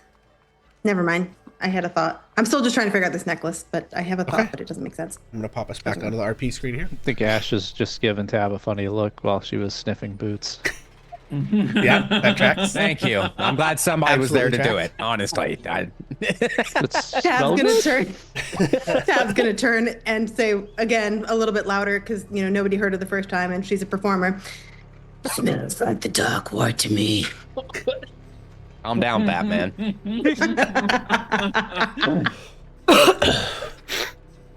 Look, somebody's got to do it. I mean, Varys not here.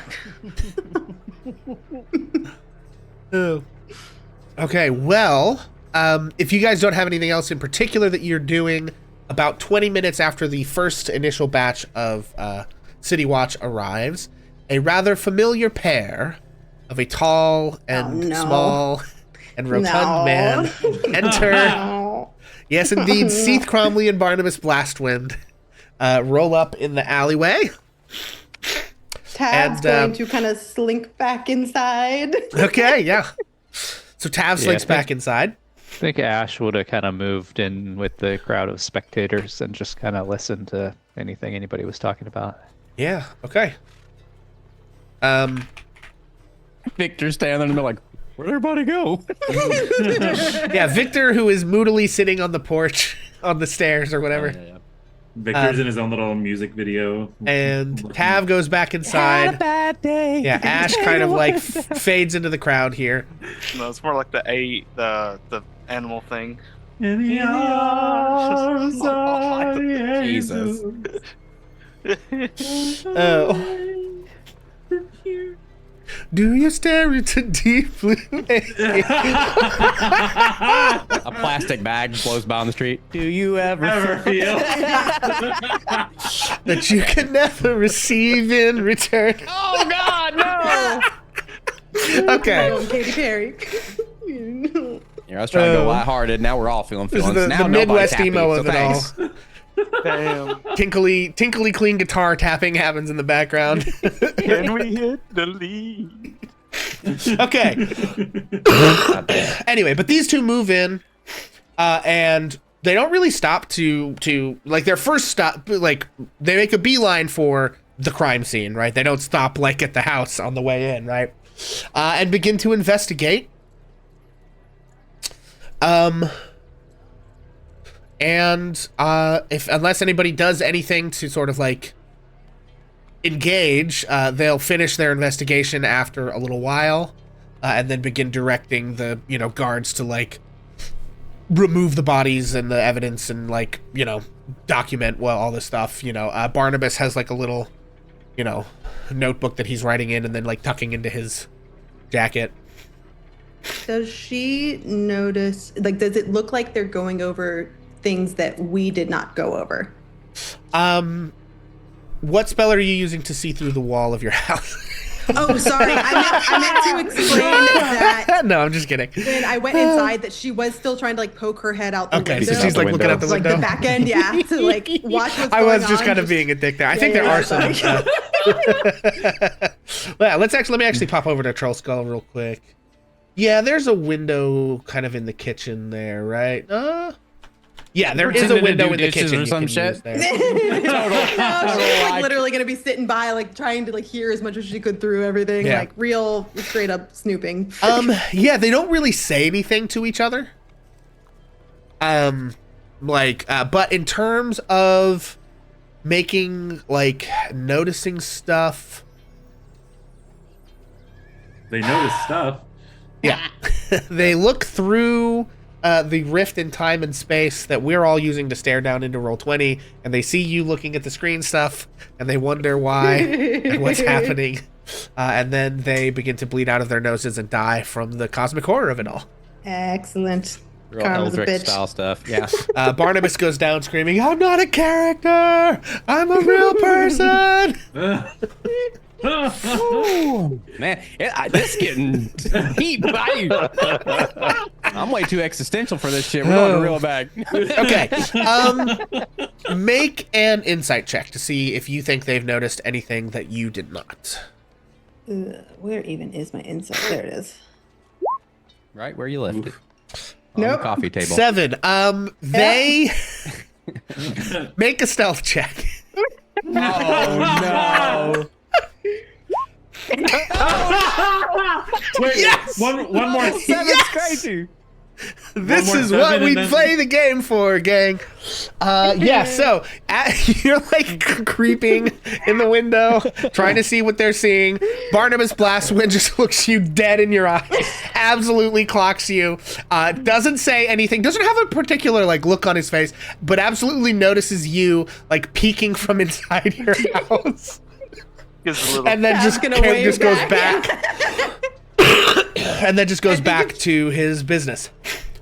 If she's getting noticed, she'll come outside and probably say something to Victor like, "Oh, Victor, did you know we really should clean our windows? I was, the blast really just highlighted that there's so much soot.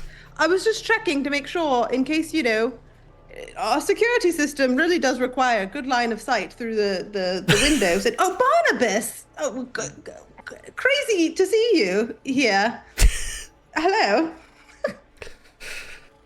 I think while Barnabas is like deep in thought, I think Sergeant Cromley just says, "Pardon us, miss, he's working." Miss, yes, definitely just miss. Yes. Working. But, just curious because, we live right here. And so, as a matter of personal property reasons, what sorts of conclusions are we coming to at this point, would you say? Are we in danger? Should I put up a security system that's better? I mean, clearly our windows need cleaning. So, go ahead and give me a persuasion check with disadvantage. Oh, no. 7.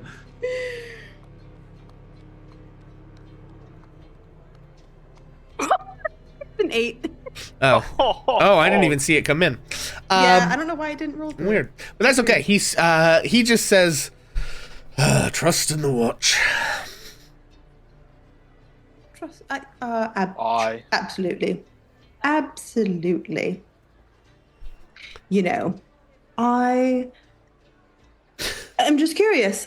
Did you all receive a bonus this year for all your extra hard work? There's been so much going on. I hope you've been well compensated.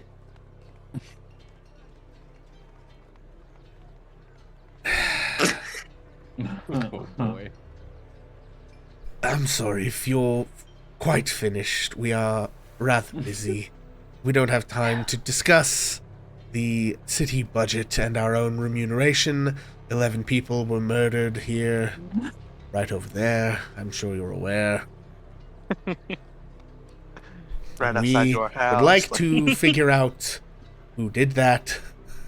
Yes. That's sort of what we're here investigating. Yes. And we would prefer not to be bothered while we're doing that. Well, the only reason I ask is because, in case it's of some use, I did happen upon this little necklace here, and I don't know. At first, I thought it was mine. It looks very similar to one that I had, but it might be some evidence for you. Yeah, as you say that, Barnabas's head sort of like snaps over, Oh, no. and he, walks up and says, "Yes, I would be quite interested. How did you come across this particular item?" Well, it was just there in the pole, a piece stuck into a piece of the wood from the cart that was once here. I see. Well, I'm sure this is all quite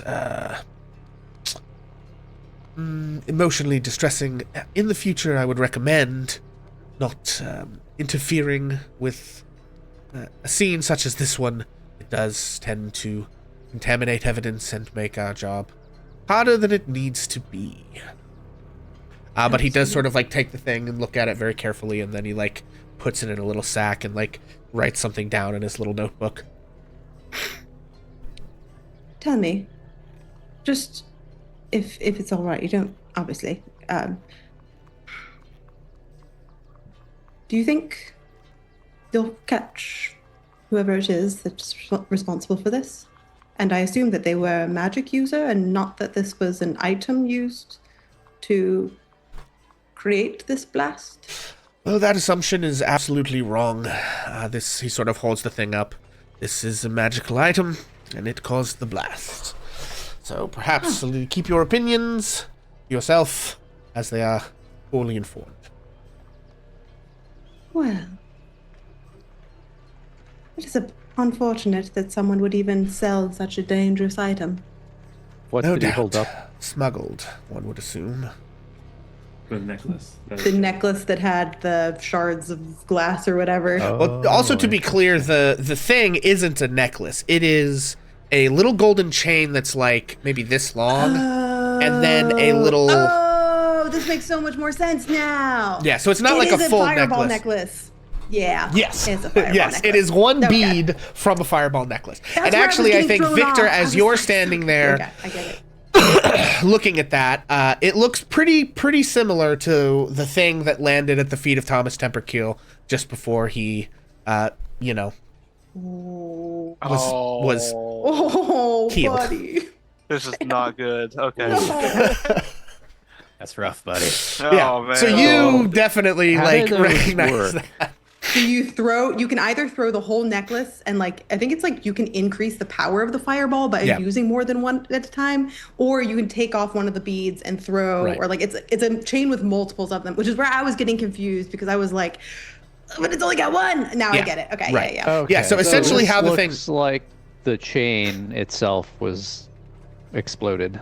So yeah, essentially what somebody this thing throwing. is, what a necklace of hold fireball on. is, it's a golden necklace, and then it has little beads that hang from their own individual chains, and it has somewhere between 3 and 9 beads on it. And you can take one to up to all of the beads, and you throw them, and it is like 1 level of fireball spell per bead. So like 1 bead is a 3rd level fireball, which is the lowest level it can be. 2 beads would do a 4th level, and so on and so forth, up to, you know, theoretically 9th level or whatever.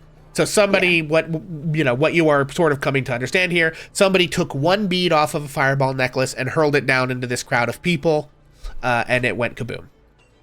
So And is then that a the delayed necklace, so charge? that explains the busted stuff around the necklace. It also explains why there's like shards of stuff blasted into the gold, because it exploded, and some of the, you know, Yep. and also why it was flung so hard that it stuck into the wood, you know. Yeah, I get it now. So- why Is that like would the necklace itself be in the blast? So The again, necklace when is you go not to in the blast. throw- So what you do is you take up. If you look at the picture I posted in the chat, it's got these little chains, and what you do is it's like they detach really easily. So you just like pull one Yeah. off and throw Yeah, the no, little I understand chain. that, but why you throw? Oh, that. So the little whole Throw the necklace is little not, chain. the whole necklace is not in the blast, but it's almost like, think of like a dangly earring, kind of. Okay. It looks sort of like a dangly earring with a little, and it would have a ball on the end of it, and you pull where the 2 chains connect, and one of them like slips off, So and we then did not find a necklace. We just found the chain part. correct. Exactly. That's where I got Yeah, confused. you found the too, chain 'cause and I the thought it like was this. Yes. that, but then I was like, Yeah, looks it's what I only think it's the like this fireball much necklace- I get chain, it. and then like a little thing, probably about, you know, that big, that had a little bead that's the size of a, you know, a gumball or something. Yeah. Yep. I got it. Yeah. Those necklaces, are they a delayed charge, or is it as soon as it touches like the ground it explodes? It's kind of like when it's removed from the necklace, and then when the caplet on it, the little ball strikes something with sufficient force to rupture it, it, you know, goes kaboom. Makes Yeah, I sense. thought this thing was a lot bigger initially. Oh yeah, I mean, I Okay. was like gesticulating to make you Yeah, understand, no like, but worries. it's, yeah, the thing is like an inch and a half of, or you know, or an inch and a half to 2 inches worth of little and like fine gold chain, not like necklace. It's like the, you know, and then the little cup that the ball sat in. Yeah, I got you. Yeah, and then I think they both sort of like turn to Victor and say, right, Victor, do you or your friends know anything about, you know, what's happened here? Do you recognize any of these individuals? Does seem rather strange. They are right outside your home here. Yeah, so Victor's gonna take basically his arm and just kind of like wipe the sweat away and be like, I don't know who anybody is, but I do know that a couple of our friends was trying to chase after whoever did this. I know they went to the northeast, but that's about all I know. Oh, interesting. Okay, well, hopefully they return soon. Sorry, Barrett. It's okay. Oh, God. Yeah, Tav is like on a swivel. Like, the hell are you doing? Zylander, the person whose least favorite place is the city guard. Yeah. You know, I'm starting to understand why maybe Vareth and Vicky don't get along. I will say at this point, so Zylander and Vareth, are you guys just walking down the street returning? Are you going over rooftops again? It is now. I will say by this point, it is daylight. Like the morning has broken, and you know, here we are in the daytime. Vareth's intention would have been to come back on the street. Yeah, Okay. I wouldn't have stayed on the rooftops now that I only did that at noon once. I'm good without doing it again. Okay. So both on the Please street. tell me I see this happening before I walk up on it. Yeah, so when you walk up to the northern, like approaching anything like the northern entrance of Troll Skull Alley, it's fully blocked off with like 3 guards who are standing there, like not letting anyone in.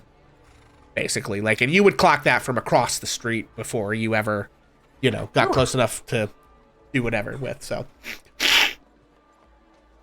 Okay. For flavor, I would love for Zylander to turn the corner first, and then mom seatbelt Vareth to the wall as we turn the corner, and be like, Such a great description, Mom. Seatbelt. I'm willing to let that happen because it's daylight too, so Vareth's probably like, oh god. yeah, eyes Yeah, down, so- hood pulled. Yeah, so I'm like, watch out, and then I well, not loudly, but like, watch out, and then like I put it back and be like, there's a lot of guard right there, which makes sense with the 11 people who just died, or a lot of people that just died because I don't know the exact number, but maybe we should not go home yet. Agreed. And then can we go to Vicky's house? I guess or do we even know about Vicky's house? That's a good question. Well, I'm gonna say that I do. I was gonna say, didn't you tell me? Yeah, I tell the shit out. Oh yeah. Vareth definitely knows where Vicky's house is. That's right. Yeah. Zylander doesn't have a home, so I don't have anywhere for us to go. Zylander lives in Trollskull Manor, so. Okay. So yeah, I guess you could kind of point that out. You know what? Actually, if this is how this is gonna go, I think that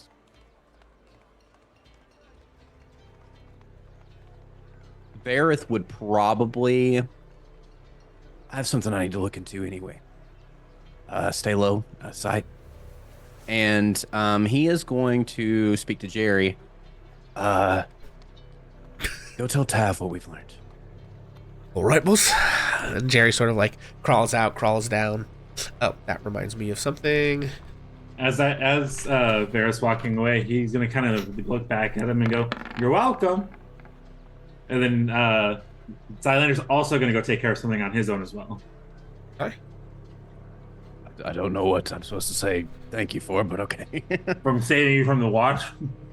Oh. Hang on, gang.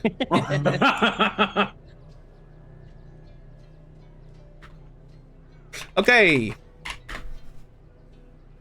Oh.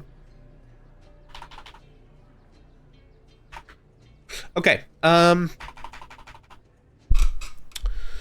right. So yeah, Jerry pops off and sneaks in to find Tav in a conversation with Blastwind and Seath and Victor and the whole crew here. I guess you guys are just kind of like on the porch at Trollskull.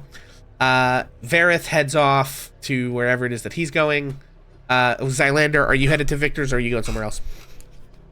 I just messaged you. Oh, okay. Ba-ba-ba. Continue. Half of mine and Foxy's campaign is taking place behind the scenes. None of our scenes ever really come to light. It's just all happening in the shadows. One day it will all come to light. When it all comes to light, it's gonna be When like, it all shit. comes back to haunt you. When it all Yeah, comes pretty back much. to light. Okay. Playing a whole private campaign behind the curtain. It's real great. So, moving Hashtag back, Rogue conversation. and So we have Ranger Ash, Victor, and Tav.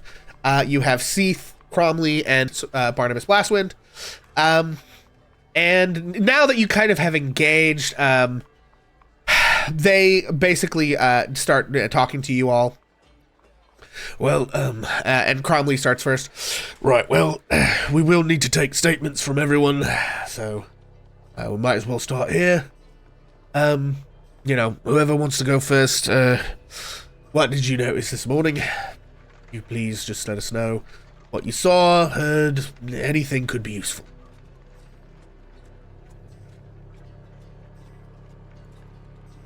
Not much. No volunteers. We were all sleeping until Victor came yelling that he smelled something outside. And I we heard. Went out. Yes, I heard a commotion. I ran outside. Only thing I saw was a bunch of embers from where explosion happened, and other than that, I didn't see anything else. All right then. Okay, so you awoke, heard a commotion, came outside, witnessed the aftermath of the explosion, and then what happened next? Signaled to a buddy of mine to try to see if he's seen anything. Other than that, I don't know much. A buddy of yours, was there a guard in the vicinity? Or one of your adventuring friends? Adventuring friends. Okay, does this adventuring friend have a name? He, I don't know that I know it. Ooh, okay, make a deception check. Hmm. Oh God. 23. Whoa! Wait, okay, wait, hang on though. What are your what's your oath again? Oh Oh no! Did he just break it? Boy, Vareth of all people. Oath of devotion. Okay, let's take a look at this oath of devotion here, gang. Shit. Not good. Honestly, don't lie or cheat. Let your words be your promise. Fuck. Uh-oh. Uh-oh. Well, okay, listen, here's the deal. Victor would not forget, right? Skynet forgot. I am, not to let you retcon this, but I do think Victor knows in this moment he could lie, and he apparently could lie well enough to probably pull this off. However, right? I want to interject something here as well, just to really let it all out. You do whatever you want to do. I will tell you that I'm not going to be mad. If you think that Victor would tell the truth and tell him Vareth's name, I'm not going to be upset with you, actually. I want you to know that. Now, obviously, if you choose to lie for me, I think that's dope. I'm just saying that either way, don't feel like VP's going to be mad at Skynet. If you feel like he would tell the truth, man. It's all good. Same thing for Zylander. I will say that I did honestly kind of forget. That's all good. Damn. Yeah. Okay. I guess in that hindsight, Victor probably would say it. Fuck you, Scott. No, I'm just kidding. Damn. Just kidding. Damn. His name's Vareth. Okay. Get mixed up with the damn paladin. Now my name's all over the city. How long I lived here? That's okay. Right. Okay. Well, have him stop by. If he's not back. chance. If he's not back. On By this the one, I'll time we just say, get out. I'll be sure to let him know that. Okay, and so you say he saw something then and took off, headed in what direction? I just know they went northeast. All right then. Okay, and then what happened? Okay, let me go ahead and at this point, we can keep role playing this out. Is there anything that you guys would want to conceal, or do you tell them everything that you've figured out? What's your I'll just let you guys kind of make a decision and then tell me if there's any specific stuff we specifically don't tell them this, or or I can just keep role playing it out if you'd rather do it that way. I just don't want to get bogged down because we played all the stuff and everyone saw it, right? So I don't want to get bogged down in reliving every moment of it. We can kind of hand wave that, but just sort of decide is there anything in particular? The only thing that Tav would be willing to tell was just the thing about finding the necklace, mostly because she didn't figure out exactly what it was, and so she just wanted confirmation. Otherwise, she doesn't trust these people worth two shits. Yeah, I think Ash is similar, though. His concept would be we tell them we went out to check for survivors, didn't see any, and that's it. Okay. And we saw the Zentrum tattoo, and that's it. Okay. And Vareth wasn't present for almost any of that, so doesn't have to lie about it. I'm not Vareth. Victor wasn't present for any of that, so doesn't have to lie about it, because he genuinely doesn't know yet. Incredible. What a play. Turns out going inside to put your armor on, the best possible play. What a called shot there. God damn. Oh, my friends are investigating this crime scene. Better go inside so I don't learn anything I'd have to lie about. Oh, man. I mean, I know it was just an RP moment, but that is funny. That is truly funny. That may be the best paladin I've ever seen. It's like the man who knew too little. Oh, my God. Okay, all right, wonderful. That's great stuff. Quick question. Yes. T4 is Coralon's, right? Yes, T4 is the Coralon's crown. Okay. I think if Tav's able to kind of walk away, if they are I don't have any more information, she might go in and before check we do that, Tav and Ash, go ahead and give me deception checks. And I'm going to give you advantage since you're kind of concealing that like you're not outright lying. You're not giving them any information that's really provably false. You're just not telling the whole story. And I think that's probably an easier sort of. Wonder how to get this. It doesn't seem to want to push when I do advantage or disadvantage, which is silly. Weird. I mean, you know. could just roll twice and we'll take the correct one, you know? Fair enough. Yeah, let me try that. Oh, yeah, that's what I'm doing. My first one was a 3. My second boy. one, 16. Okay. All right, so we got a 16 and a 15. Okay. Mm-hmm. Let's see. Okay. I'm just going to take these guys past. Oh, that did roll it. Oh, okay. Oh, okay. Well, we'll take the 15 because it. Yeah. Yeah. Yep. Rolled 3 times. Oh, no, that wasn't with advantage. Okay. That's fine. Very well. Yeah, and they sort of finish taking their notes, finish, getting their information, and then go on to be interviewing other people, leaving you guys to your own devices. And then after, and I'm going to say after a little bit, they eventually do clear the guards, and they've interviewed whatever witnesses they're going to interview. Excuse me, which kind of leaves you guys basically. Let's narrate that out. The guards like put sheets over the bodies, put them onto like a cart, and wheel them off in the direction of the temple district. And then clean up a little bit. They don't like do a full clean everything, but they sort of like take the blood and body matter off the scrub it off the streets. Kind of gross, but it is. And then with that, it sort of leaves you guys at your own discretion here now. After the conversation, Jerry does sort of like pop up to you guys and say, hello, everyone. Vareth wanted me to let you all know that they tracked whoever was running away across the rooftops to the Growlhund Villa. Vareth and Zylander tracked him. He made it inside, and then he didn't want to come back in through the guards and had to go do some other business, so I'm sort of here until then. Of course. I don't know the Growlhounds, right? Make a history check. Oh boy, let's try and roll better than I have been. Not been my Yeah, I mean, night at the for mention rolling. of the name, anyone that's anyone in earshot can make a history check. Ooh. 19. Okay. Anybody else rolling, or you don't have to. I'm just wanting to know what everybody rolls before I start narrating. No one else rolling. All right. Nah. Okay. On a 19, that's pretty good. They're a minor noble house.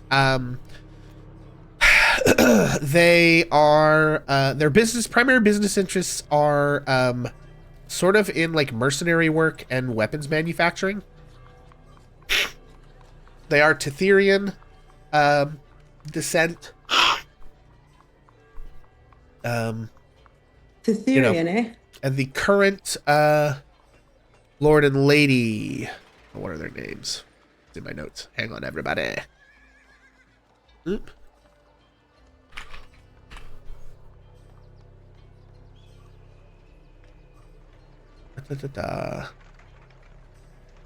Yeah, the lady of they are Orond and Yala. So Yala is the lady of the Growlhund family, and Orond is the lord of the Growlhund family. Other than that, you don't know a lot about them, honestly. They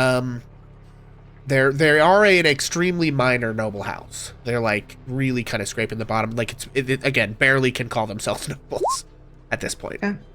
But they are from Tethir. Originally, like the family lineage. I'm gonna give you on a 19.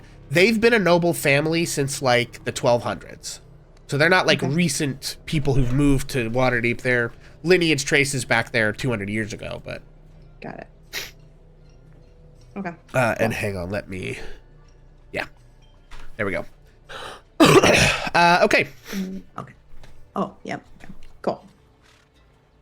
Cool. You were astonishingly close to spelling that right. Yeah. Okay.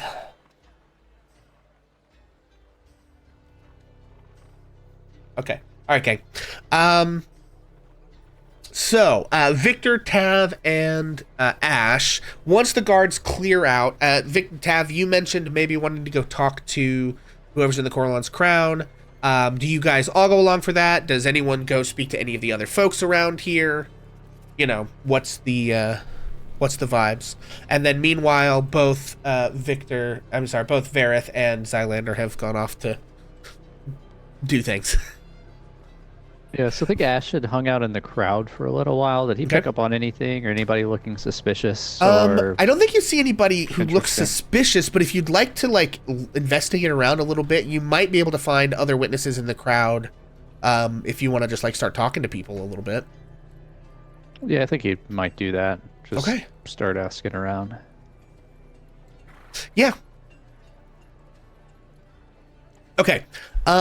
Yeah, you actually see two people who do kind of catch your eyes. One is a woman. She looks relatively wealthy. So she's wearing nice clothes. Her hair is sort of piled up in this very fancy kind of way with pins and jewels stuck in it and what have you. And you sort of see this woman is kind of gawking at all of this in very much of a she's rubbernecking basically, oh my, oh, this is so exciting kind of, but it's hard to exactly explain. She doesn't have much solemnity, if that makes sense. She doesn't seem very concerned that all these people have been exploded. To her, that it's more of a this is a fun story I'm gonna get to tell, of what I saw on my morning walk when I go to tea with the other refined ladies, and we're all going to say oh my goodness, that's so terrible, that kind of thing. So you notice a woman who just has that kind of a glint in her eye. You also see a young man who is kind of lurking.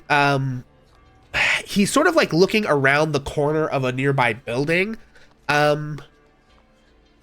He doesn't look sinister. He looks quite troubled by what's happened, but keeping an eye on things, but also distraught in a way.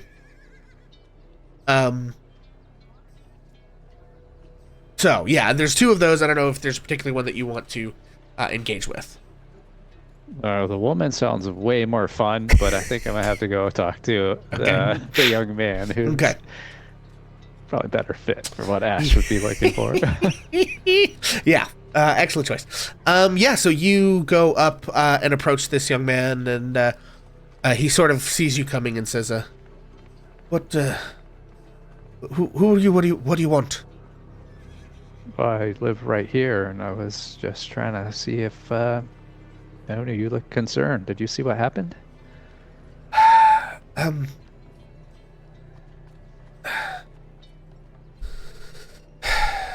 Yeah, I did. I was friends with the halflings. Mida wants me to join the guild of the glassblowers, glaziers, and spectacle makers, but I just want to dance. I sneak out in the mornings to train with Cottam and Hildo. Just like usual. I was approaching and just waving good morning when, well, it all sort of happened. What do you see? Well, I'm still not sure what actually happened here besides people got blown up. There was a bit of commotion. Some folks were sort of, running through the street there, and then a red light came off one of the roofs and it exploded, and I ducked right behind this, he sort of motions behind him, sort of ducked behind this rain barrel here, and well, not too long thereafter, as I was hiding, I heard a noise, and I found this, and he sort of holds up a gold necklace with two little red beads dangling on little gold chains and a broken clasp. I don't know. Did you see anybody run away with that or drop it?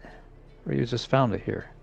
I mean, I was hiding, keeping my head down, terrified, and then I heard the noise and just sort of, I didn't really see anyone. But I looked in this barrel and there it was. Must have fallen off the roof. I guess I did hear, something moving across the roof. Kind of a strange noise though, not like someone in shoes, kind of a wooden clack. It's interesting. Would you mind giving me that necklace so I can take it to the authorities? Sure, make a persuasion check. Persuasion is, and while he's doing this, he's in his mind gonna say, please. Oh, that's a 7. Oh no, it was a DC 8. Oh no! And he says, I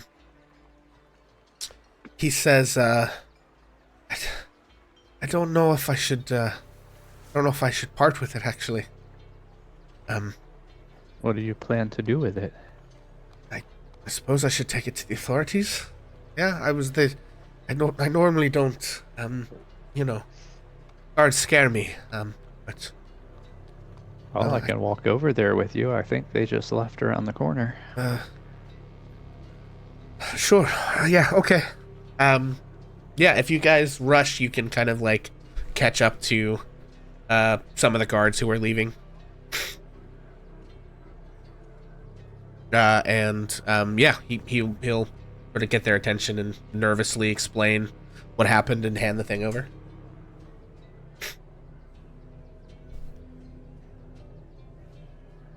So, Here's where Zylander and Ash are different. I would have taken him around the corner and stolen it. I think they went this way. I had another idea, but I mean, maybe. Yeah, it was okay. So, I guess I sort of narrated through that, but did you have another plan? Like, were you gonna like snatch the thing, or are you gonna let him hand it over? no, I would have done it before if I was going to go the other route, so that's fine. He can hand that over. Yeah, so he hands it over to one of the guards who, sort of like nods, and he actually is like one of the, like, these people are sort of like with the little caravan train that's like taking the bodies out on the carts to wherever they're going to go. So he like sets it in the cart next to the bodies so it'll be obvious, anyway. And then they head off with that. Okay, and then Tav wanted to talk to the person in the Coraline's crown. Fala. I think is her name. Yep, Their name? yes, follow the Fala. their name. Lafreniere. Incidentally, correcting myself as well. The whole last episode I narrated this person, I use she, her pronouns, but Fala uses they, them pronouns, according to my notes, and I just didn't read that. So, my bad, everybody, and I will try to get that right from here on out. But yes, you can enter the Coraline's crown, and you find Fala, the elvish owner, who is this wood elf with long braided hair, sort of puttering around the shop, and attempting to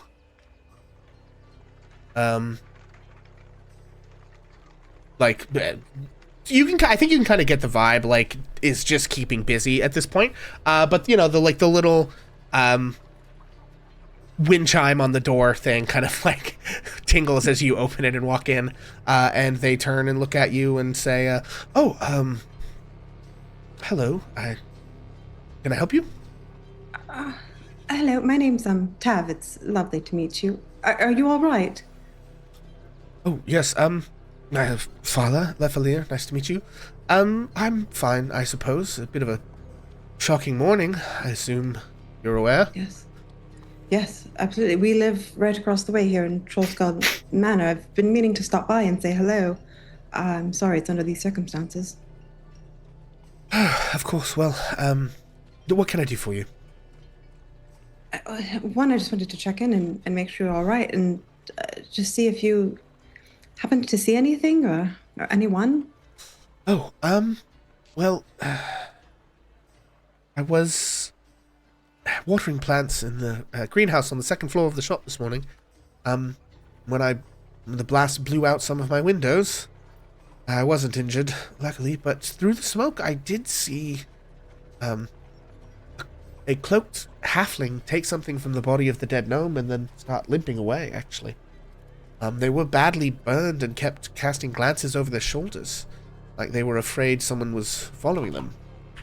I think they were headed towards the bent nail, perhaps. As she sort of gestures over towards the eastern end of the alley.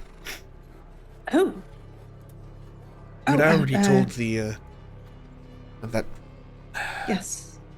The watch. Yes, the chubby man. That one. Barnabas. Blastwind. Good old Blastwind. Aye. Yes. What? Are you? I don't know if I've seen you around. Are you from the alley, or just were you shopping this morning? Or? Oh no, I'm over at Trollskull. Oh. Okay. Yes. Are you a princess? Oh, that's so kind of you. The scales, the gold. I know. No, well, no. gives off that vibe. Your friend came in. He lives there as well, and he had all these extremely expensive potions he got. He said his friend gave them to him, and then I saw you, and I thought, oh, it must be you. You know.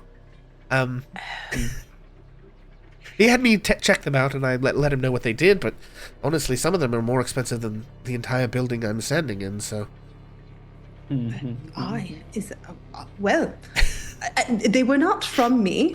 Oh, and sorry, she's okay. like making notes. 'Cause I don't think that Zylander said anything about this to us. Oh, no, he didn't. I mean, yes, he did. Victor definitely saw Zylander pull them out of the coat before it exploded, but maybe the exploded jarred it out of his mind. I don't know. Fair enough. But no, he has not mentioned it since he got them Damn. identified.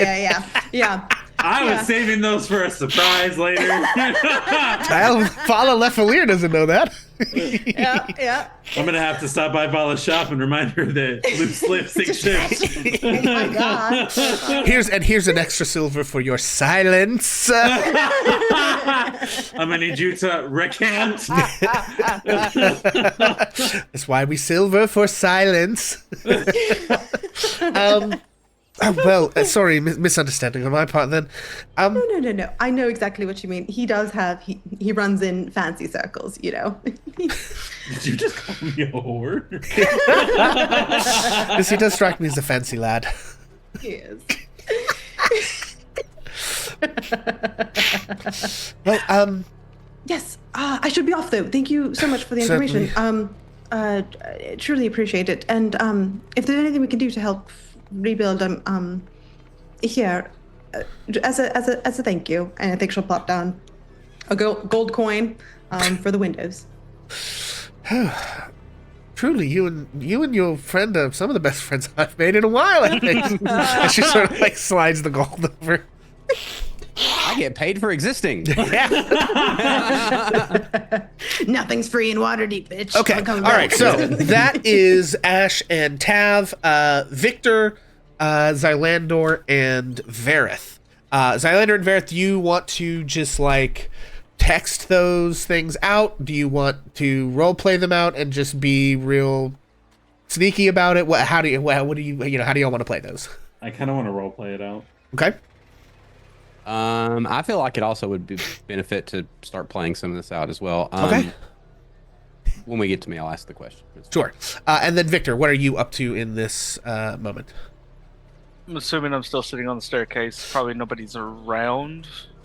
Yeah. I mean, Ash has just gone to like the north. He's had like this is like kind of happening simultaneously. Like Tav's gone into the Coralon's crown. Ash is talking to this 17-year-old young man about the necklace or whatever, and then moving to give it to the guards. So this is happening kind of simultaneously with all that. All right, then Victor's going to walk back inside to the vibe spot and basically sit his shield and sword on the table and try to talk himself out of the stuff that's going on in his head right now. Yeah. But Okay. that's about it. Okay. All right, so Victor heads back inside to sort of meditate and calm himself down, get things figured out. Okay, both Vareth and Zylander want to role play their things out. Let's start with Zylander. Party. And how like obtuse do you want us to be as we do this? Because I mean, like, if I start doing certain things, it's going to be very obvious what I'm doing. Yeah. So I could be more neutral in that sense. I kind of want to do it mildly because I know that it'll kind of be fun to watch stuff try and put the pieces together. Okay. All right. Sure. Great. No offense, I love you. I just know you're gonna keep putting like red tape on it until you figure it out. Yeah. Okay, hold on. Back up 1 second for context, because I was still trying to figure out this badly limping man who stole something off a gnome and running away. What is the context of this conversation? Well, this is there whatever. Is no context. Yeah. This is whatever cool. Zylander is doing now. Yep. Elsewhere. And then and this is for all I know, you guys just ran off to go track down the guy. Right. We never came back. Yeah. Correct. Yep. Well, no, but Jerry did swing back by and tell you That's about right. the Gralhund Villa and that Vareth had something else to go do, and he doesn't have any idea what Zylander or Vareth are up to, just, that they aren't in the place now. So, yeah, okay, so Zylander, the screen fades to black, white letters, meanwhile, elsewhere. And then we have no visuals on where you are or who you are talking to. Well, I just imagine it's this is audio only portion of the program, and also whoever you're talking to has a voice changer. Sort of like one of those people True in like a crime documentary or whatever. Yeah. But I also imagine it kind of like video games where it's like all of a sudden there was voice acting and it's like and it's like tracing out the text at the bottom. Sans. It's Sans from Undertale. Oh man. He's speaking in whatever they speak on the Animal Crossing island. That's exactly what in my head is what I was trying to do. Two kinds of people. I went Sans, they went Animal Crossing. It's fine. Okay. Yeah, go ahead. I'm gonna let you take it. Start. So I guess I'll just walk in and be like, my. You look as great as ever. Yeah, well, I fancy seeing you here again. We were very not able to complete our conversation before. We didn't have time, early mornings and all, Pillow talk can only get us so far. Sure. But I guess I'm ready to get started. Excellent. So, what is it you need me to do? I'm trying to remember. Yeah, I think we did it vocally and you took notes on it. I sent it to you in a message, so I had to go back up in my did you? messages. Okay. Yeah, to see what it was. And this person says, I've noticed someone is killing elf and half-elf sailors in the dock ward. 3 dead so far, each one decapitated by a blade in the dead of night. Look into it. I think the City Watch could use a little help with this one, and, well, they are, everyone being riled up. Makes it a little harder to do what we do. Speaking of riled up, have you heard about what happened this morning? Let's see.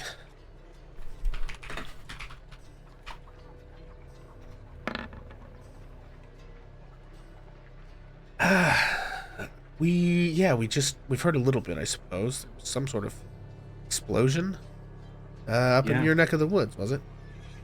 Right outside my neck of the woods. It was a massacre. 11, a lot. I keep wanting to say the number because I know the number. That's why I try and zone out when I'm not present. A lot of people are dead. I tracked them though to this lovely place that it's not on the map because I can't see it. Oh, sorry, Gralhund Villa. Gralhund Villa, and somebody knows what they are, but they definitely aren't human. Huh. Not human. Okay, that's weird. It's okay. Varys just chopped liver. He didn't do a damn thing. It's fine. Um, Oh, I'm sorry. Do you want me to name you throughout this entire town too? My Actually, name's not probably Victor the Paladin, okay? My name's not Victor the Paladin's crazy. there it is. Okay, sorry. Did you name the specific place or? Yeah. Okay. I named the place we tracked him to, kind of gauge if they tell me anything that I need to know. Ooh, interesting. Okay, we're gonna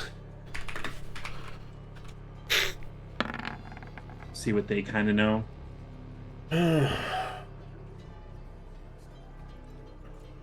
Well,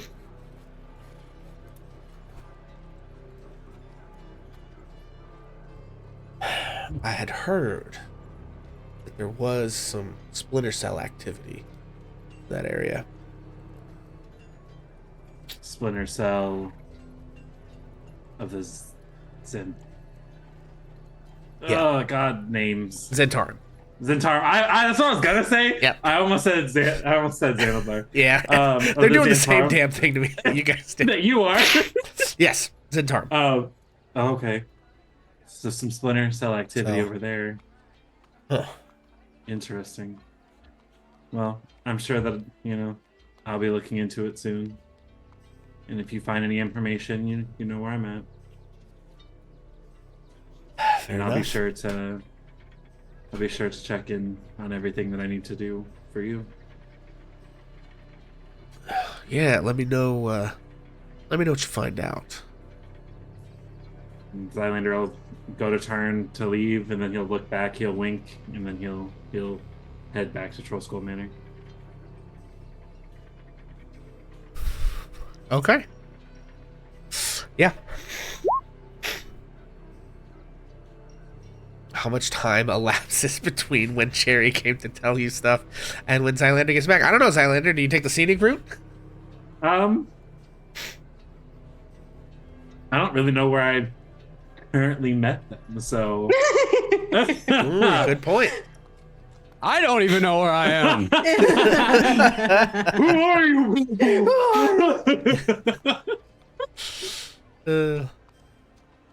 But I kind of take my time. I'm not in a rush. I know there were a lot of guard presence near the house, and I'm not in a rush to try and run into those people. I'm going to say it's a couple hours.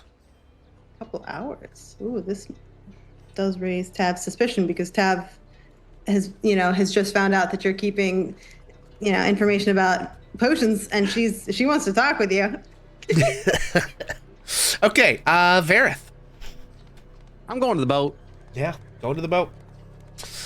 Before I get to the boat, I have follow-up questions about the footprint. So I've seen it on the ship. Yes. Is that all I got? No, you know what made it. Okay, you want to shoot me that? Yes. Okay. Does Vareth know? Yes. Does VP know? Not quite. Well, we both about to know here in just a second. That's okay. I have zero clue at all. Stuff over here putting together the fireball necklace, and I'm like, you can enchant items to do that? Oh, I mean, the fireball necklace is like a pretty, I don't know, it's in my wheelhouse, make things go. Yeah, Tab the arsonist knows about the fireball necklace. Exactly.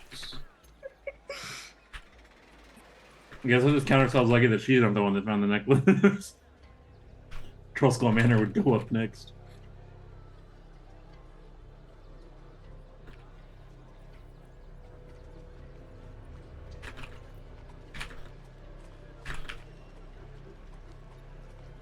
All this backdoor dealing of plot, some of us over here trying to keep my notes together. Yep. Hey, listen, I could have done this not on stream at all. Okay, I'm going out here to start. Okay. Okay. Oh Trying to fuck. let you look like that gif we like to describe you Yep. as.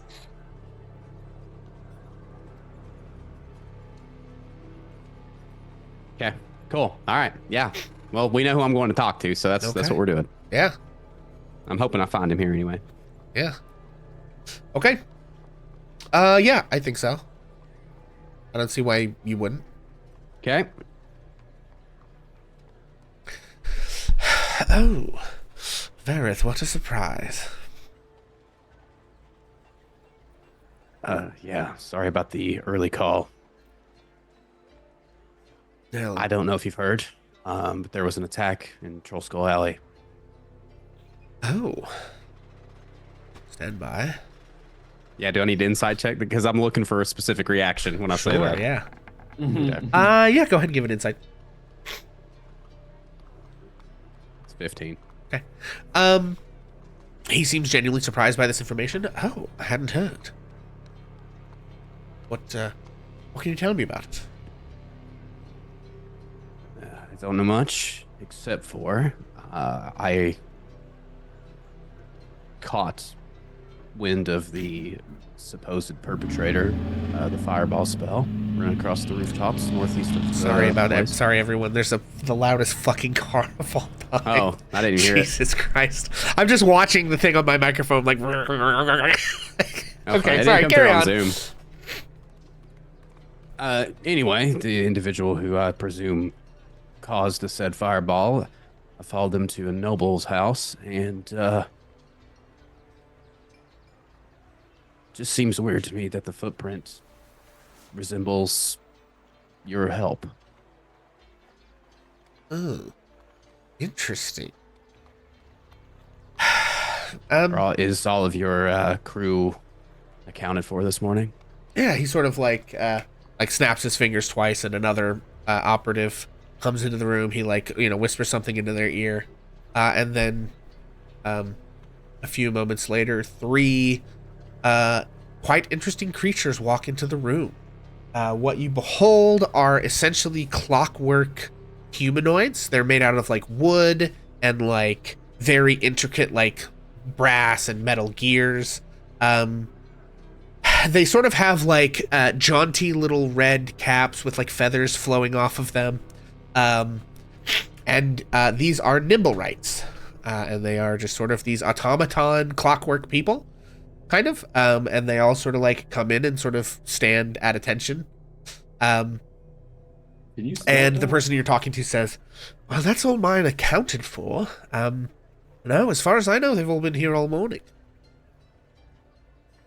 I don't know if I can I do another insight Yeah, check? anytime you want. Okay. Anytime you want. Yeah, go for it.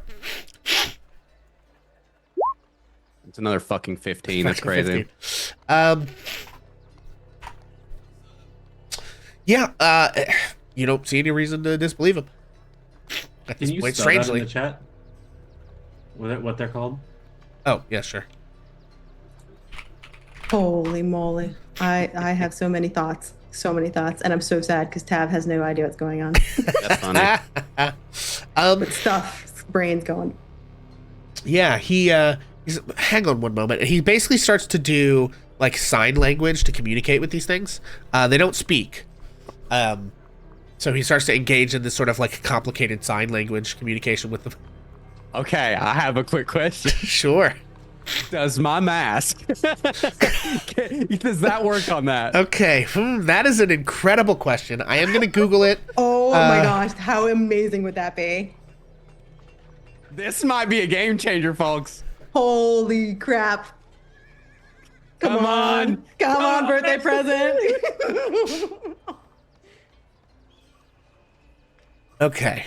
I gotta pee so bad right now, but I can't move. You know, I'm going to say I think it's more fun if it does. Let's Technically, the spell says any language you hear or written language you read, but I do think I'm going to say that it does cover like common sign languages. If people have like secret sign language codes that they use, I don't know that that would be covered, but I'm going to say that like what sign languages that are essentially based on like another spoken language that are intended to be full language systems to communicate with, I'm going to say yes. I'm gonna That's slip the way mask more on. fun. I want to catch what this is. I don't know shit about the Yeah, mask. sure. Hopefully. Yeah, so you see him ask, have any of you left the ship this morning? And all of them respond in the negative. Okay. And then he turns to you and says, Yes, they're saying they've not left the ship this morning. You mentioned a noble house. Quite curious. In particular, whose? Let me scroll up here because I will actually tell him.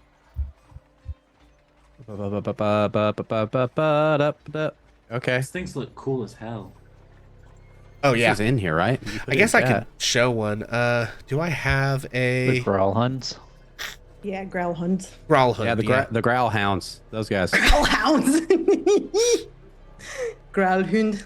Hang on. Nimble rights. Here we go. Okay, we're gonna show everybody. I'm gonna get on the map screen so folks can see. Bloop, bloop, boom. So those are nimble rights. I don't know that the ones that you're seeing have sword hands attached. Sure. Yeah. But you know they're more sailors oriented, and probably instead of these big flowing red things, they have like sailor clothes on. But Sure. yeah, they're these like intricately carved wooden and brass and golden like automaton people. Excellent. Okay. So Vareth would relay the noble house. I'm not even going to attempt it. I'm gonna Yeah, be honest. Growlhound. Huh. Do you know? Have you heard of anybody else in town that employs the rights? Oh, employees maybe mineral they- rights. they- Well, we bought them off a chap. Stand by.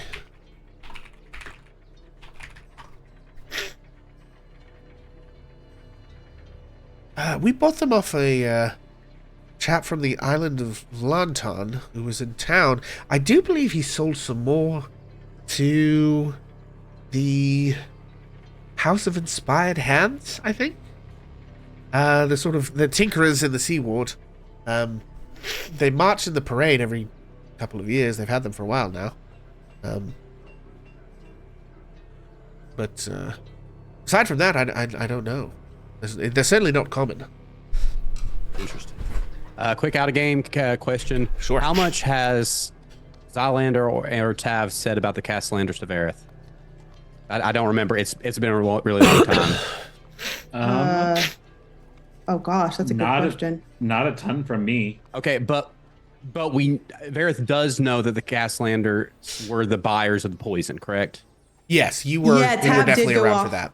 Yeah, Tab definitely like went off on her long speech about the connection between the poison and the Castellanders. Who's Cool. Castellander's poison. Exactly. The poison crafted specifically for the Castellaners on powder. Do you know, I know that you know most of what goes on in the city. Do you know if they have any relation to the Castellanders?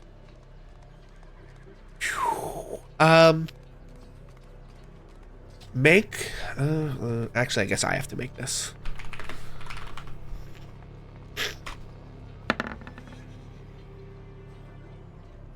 Jesus fucking Christ.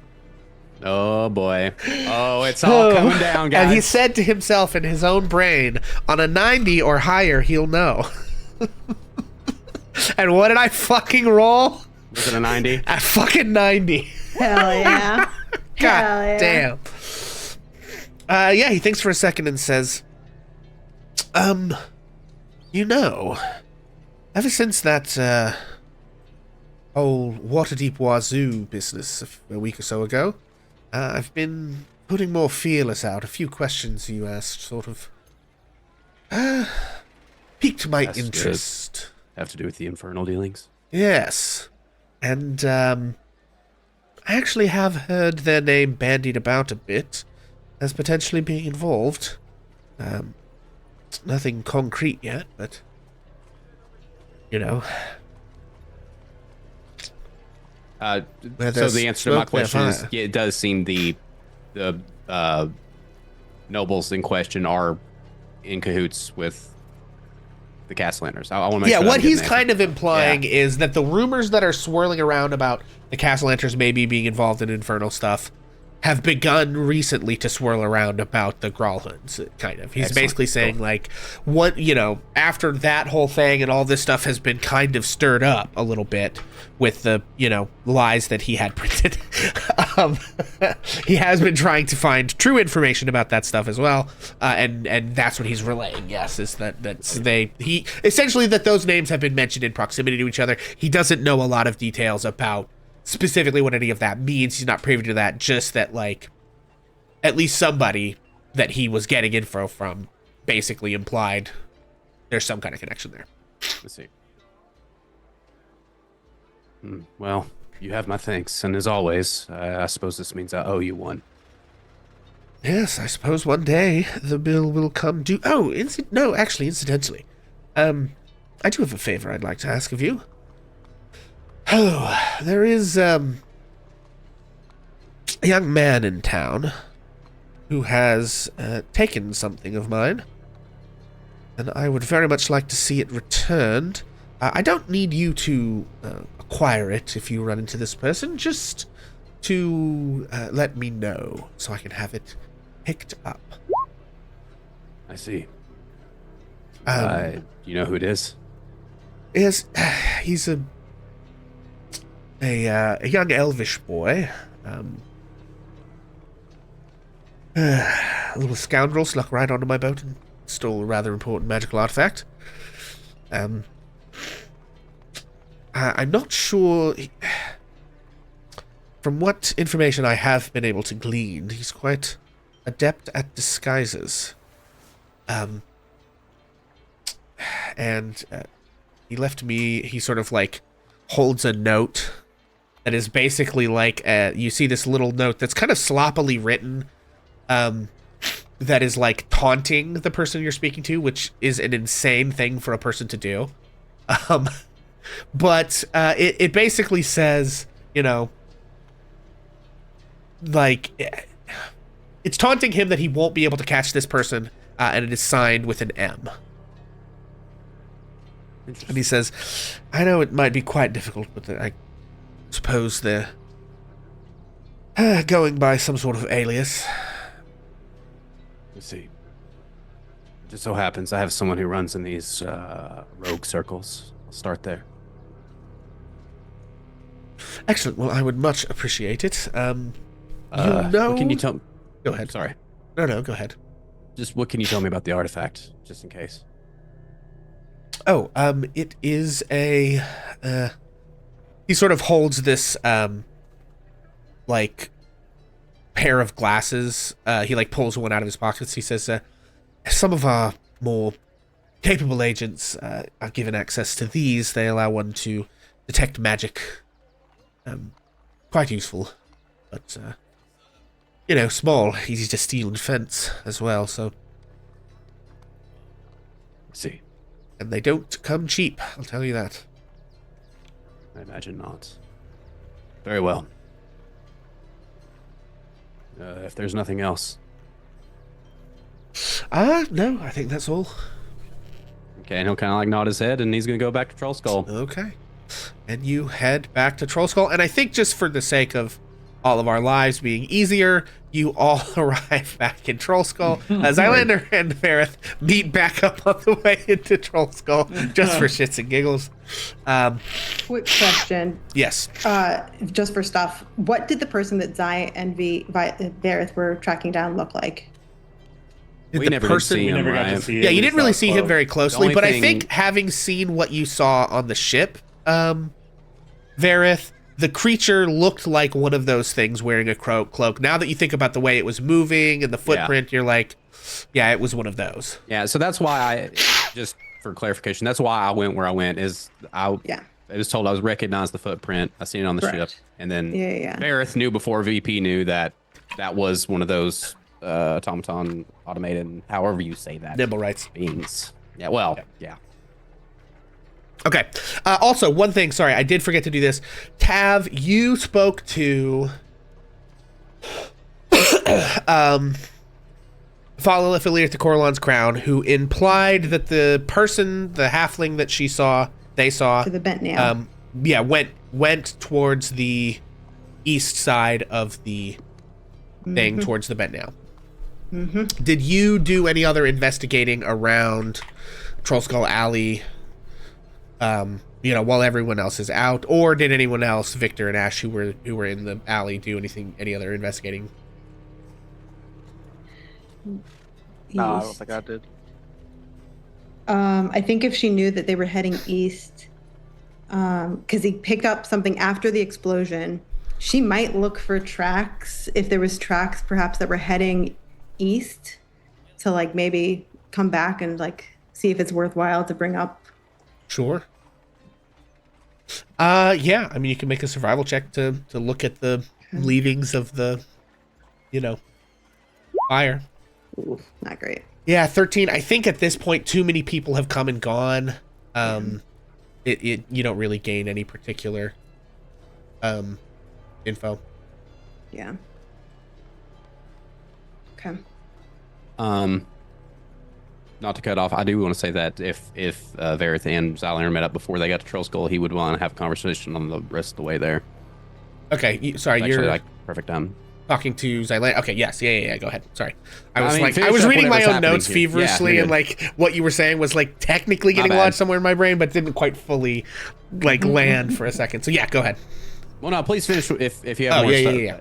I'm good. I just wanted to make sure that happened before we got back. Okay, yes, got it. Yep, on deck. Okay, so, yes, Tav, you go looking for tracks. You don't find anything because, they've moved the bodies and too many people have now come and gone, and they've tried to, like, sweep and mop away, street sweepers number? have tried to remove the, Is blood the bent nail? meat. What's T? What? Yeah, you guys have actually not been there yet, Those- but you can look at the signs. T2 is the bent nail.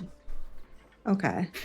If it's not too obnoxious to go, she would probably go over to the bent nail and at least check in.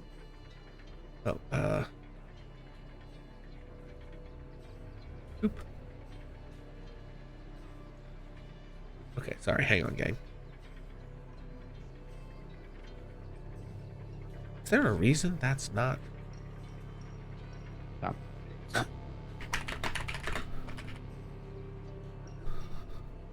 Do that, please. Thank you. Oop. It's not. Okay, anyway, it is T2. I don't know why it's not actually showing the thing. Being weird, but whatever. It shows for me. Okay, yeah, so sorry. Are you going over there and investigating something, or are you just... Yeah. Talking to the guy at the bent nail just to see. Yeah, sure. Okay. Stand by 1 second.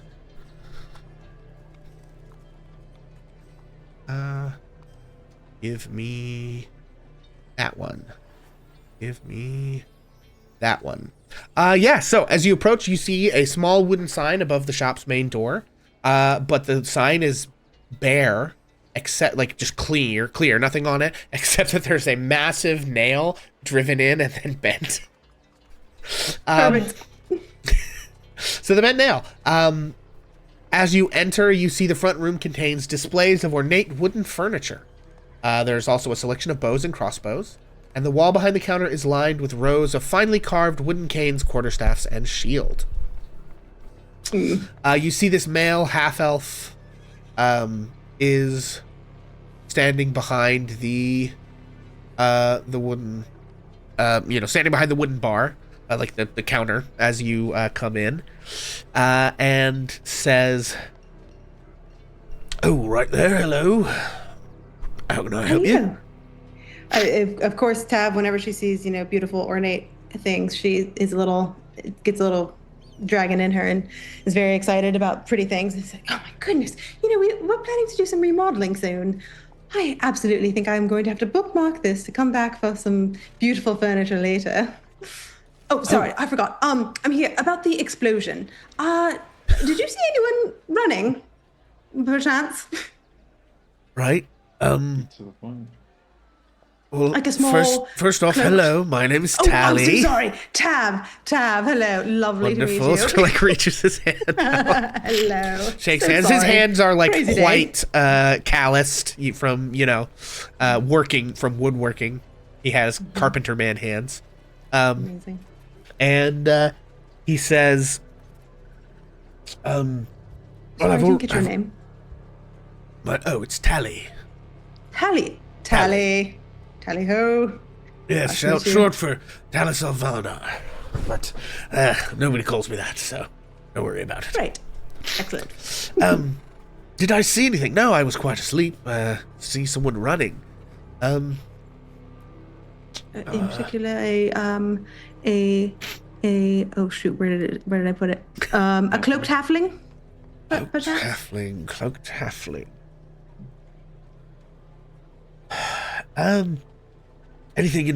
Was there anything particular about this cloaked halfling in question?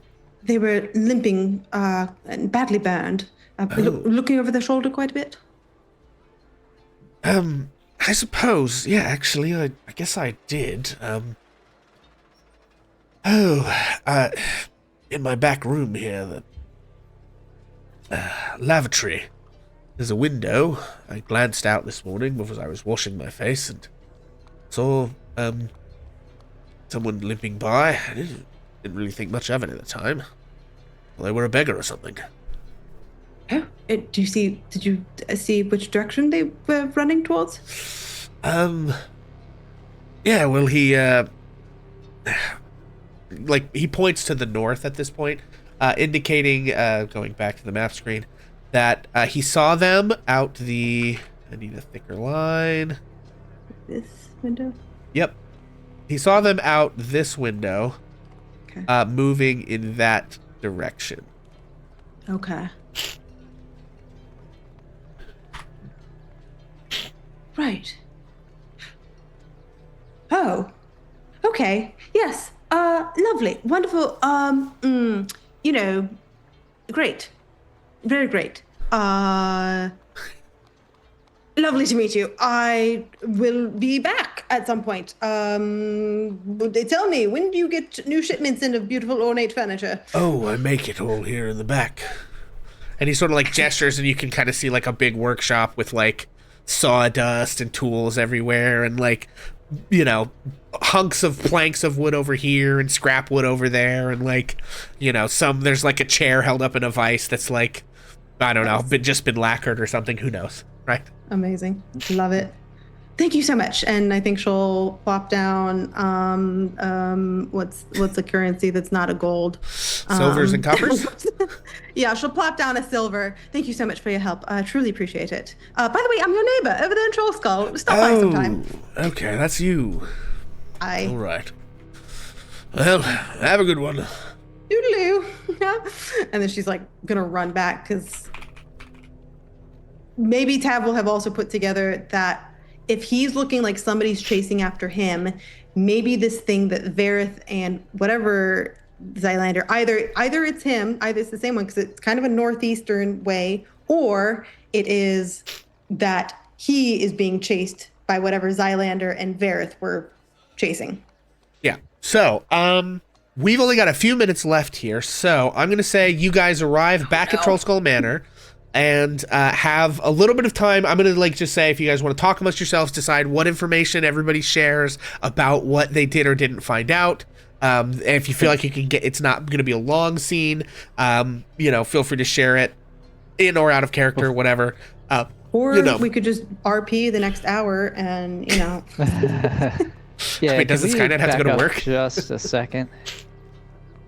Sorry, what's up? Yeah, before Ash heads back, I had a question. Yes, go ahead. When the necklace was placed on the cart, it wasn't given to a guard, said he just put it down there? Well, he handed it to a guard, and the guard was like one of the people moving the cart, so he sort of like put it in with the bodies, assuming that basically they're taking them to the temple.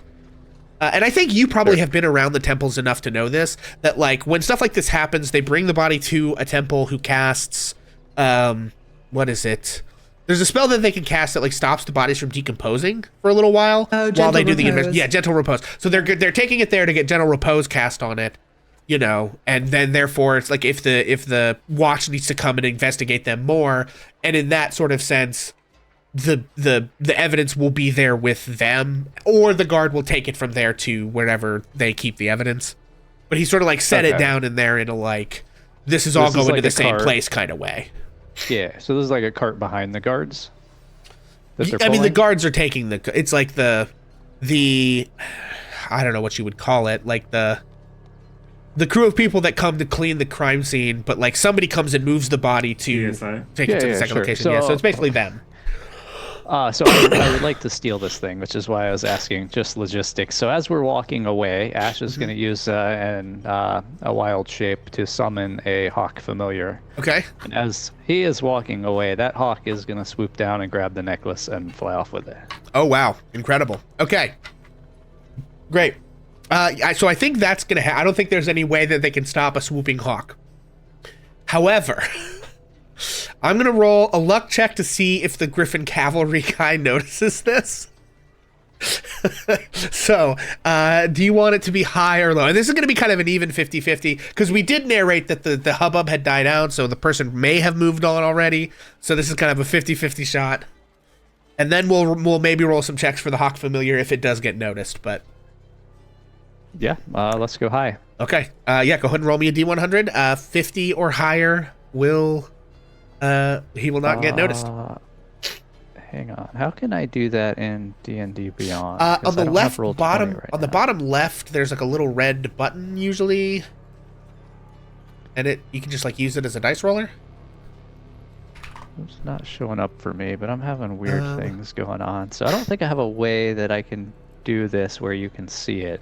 Okay, I mean I can roll it if you don't mind Yeah, that. just go ahead and Okay. roll for me. That's You can also do like /roll. Do you want yeah, but I don't have roll 20. It's broken. Oh, that's all right. I thought you were doing Okay, one that was broken. 46. So the Griffin Cavalry rider does notice this hawk swooping down, grab something gleaming out of the cart that the dead bodies are on, and begin to fly off. I'm gonna say, you probably don't have hawk stats on a stat block somewhere. We're gonna use this guy.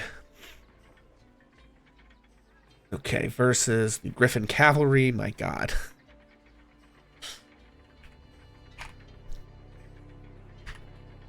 Also, just a time check. Skynet Yes. does need to head out in a minute. Yeah. Okay.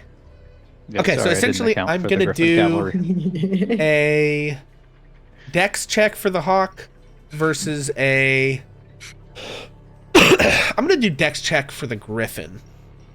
It is much more like mobile than the Griffin is, so okay. The Griffin, however, does outroll the hawk. So the Griffin gets a 9, the hawk gets a 16. So essentially as you try to grab this thing, this Griffin swoops down and grabs the hawk. And so I think with that, we are going to say that the fireball necklace does make its way to wherever the evidence is going to go. But that was a good try.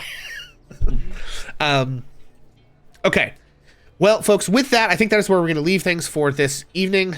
Thank you guys so much for watching and participating. We're going to have you go look for someone for us to raid. In the meantime, we're going to remind you who we are, where we can be found on the internet, starting, of course, with Vincent Page. I'm not going to read the whole thing this time because Skynet's got to go. Skynet's got to go. I can read it to you later. Okay, thank you. We can raid Bonus Mom, by the way. That's who we should Oh, okay. All right. Yeah, let's do it. raid. Just real quick. Guys, I'm Vincent Page. I've been Ferrith, Drow, Gloomstalker guy. Excellent. Lady Stuff. How's my passwords? I'm Lady Stuff. I've been Tav, the draconic half-elf sorceress. Wonderful. Skynet.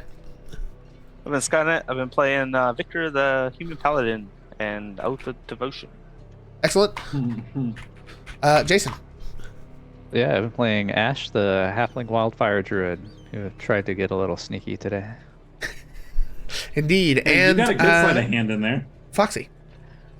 I am Foxy. I've been playing Zylander Blazel, your newly phantom rogue, and I'm a high elf.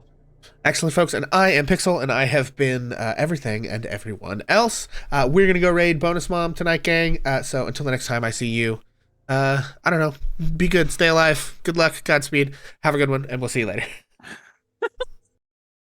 Let me tell a tale of a world where heroes walk among us, fighting through the darkness, left by monsters and by selfish men.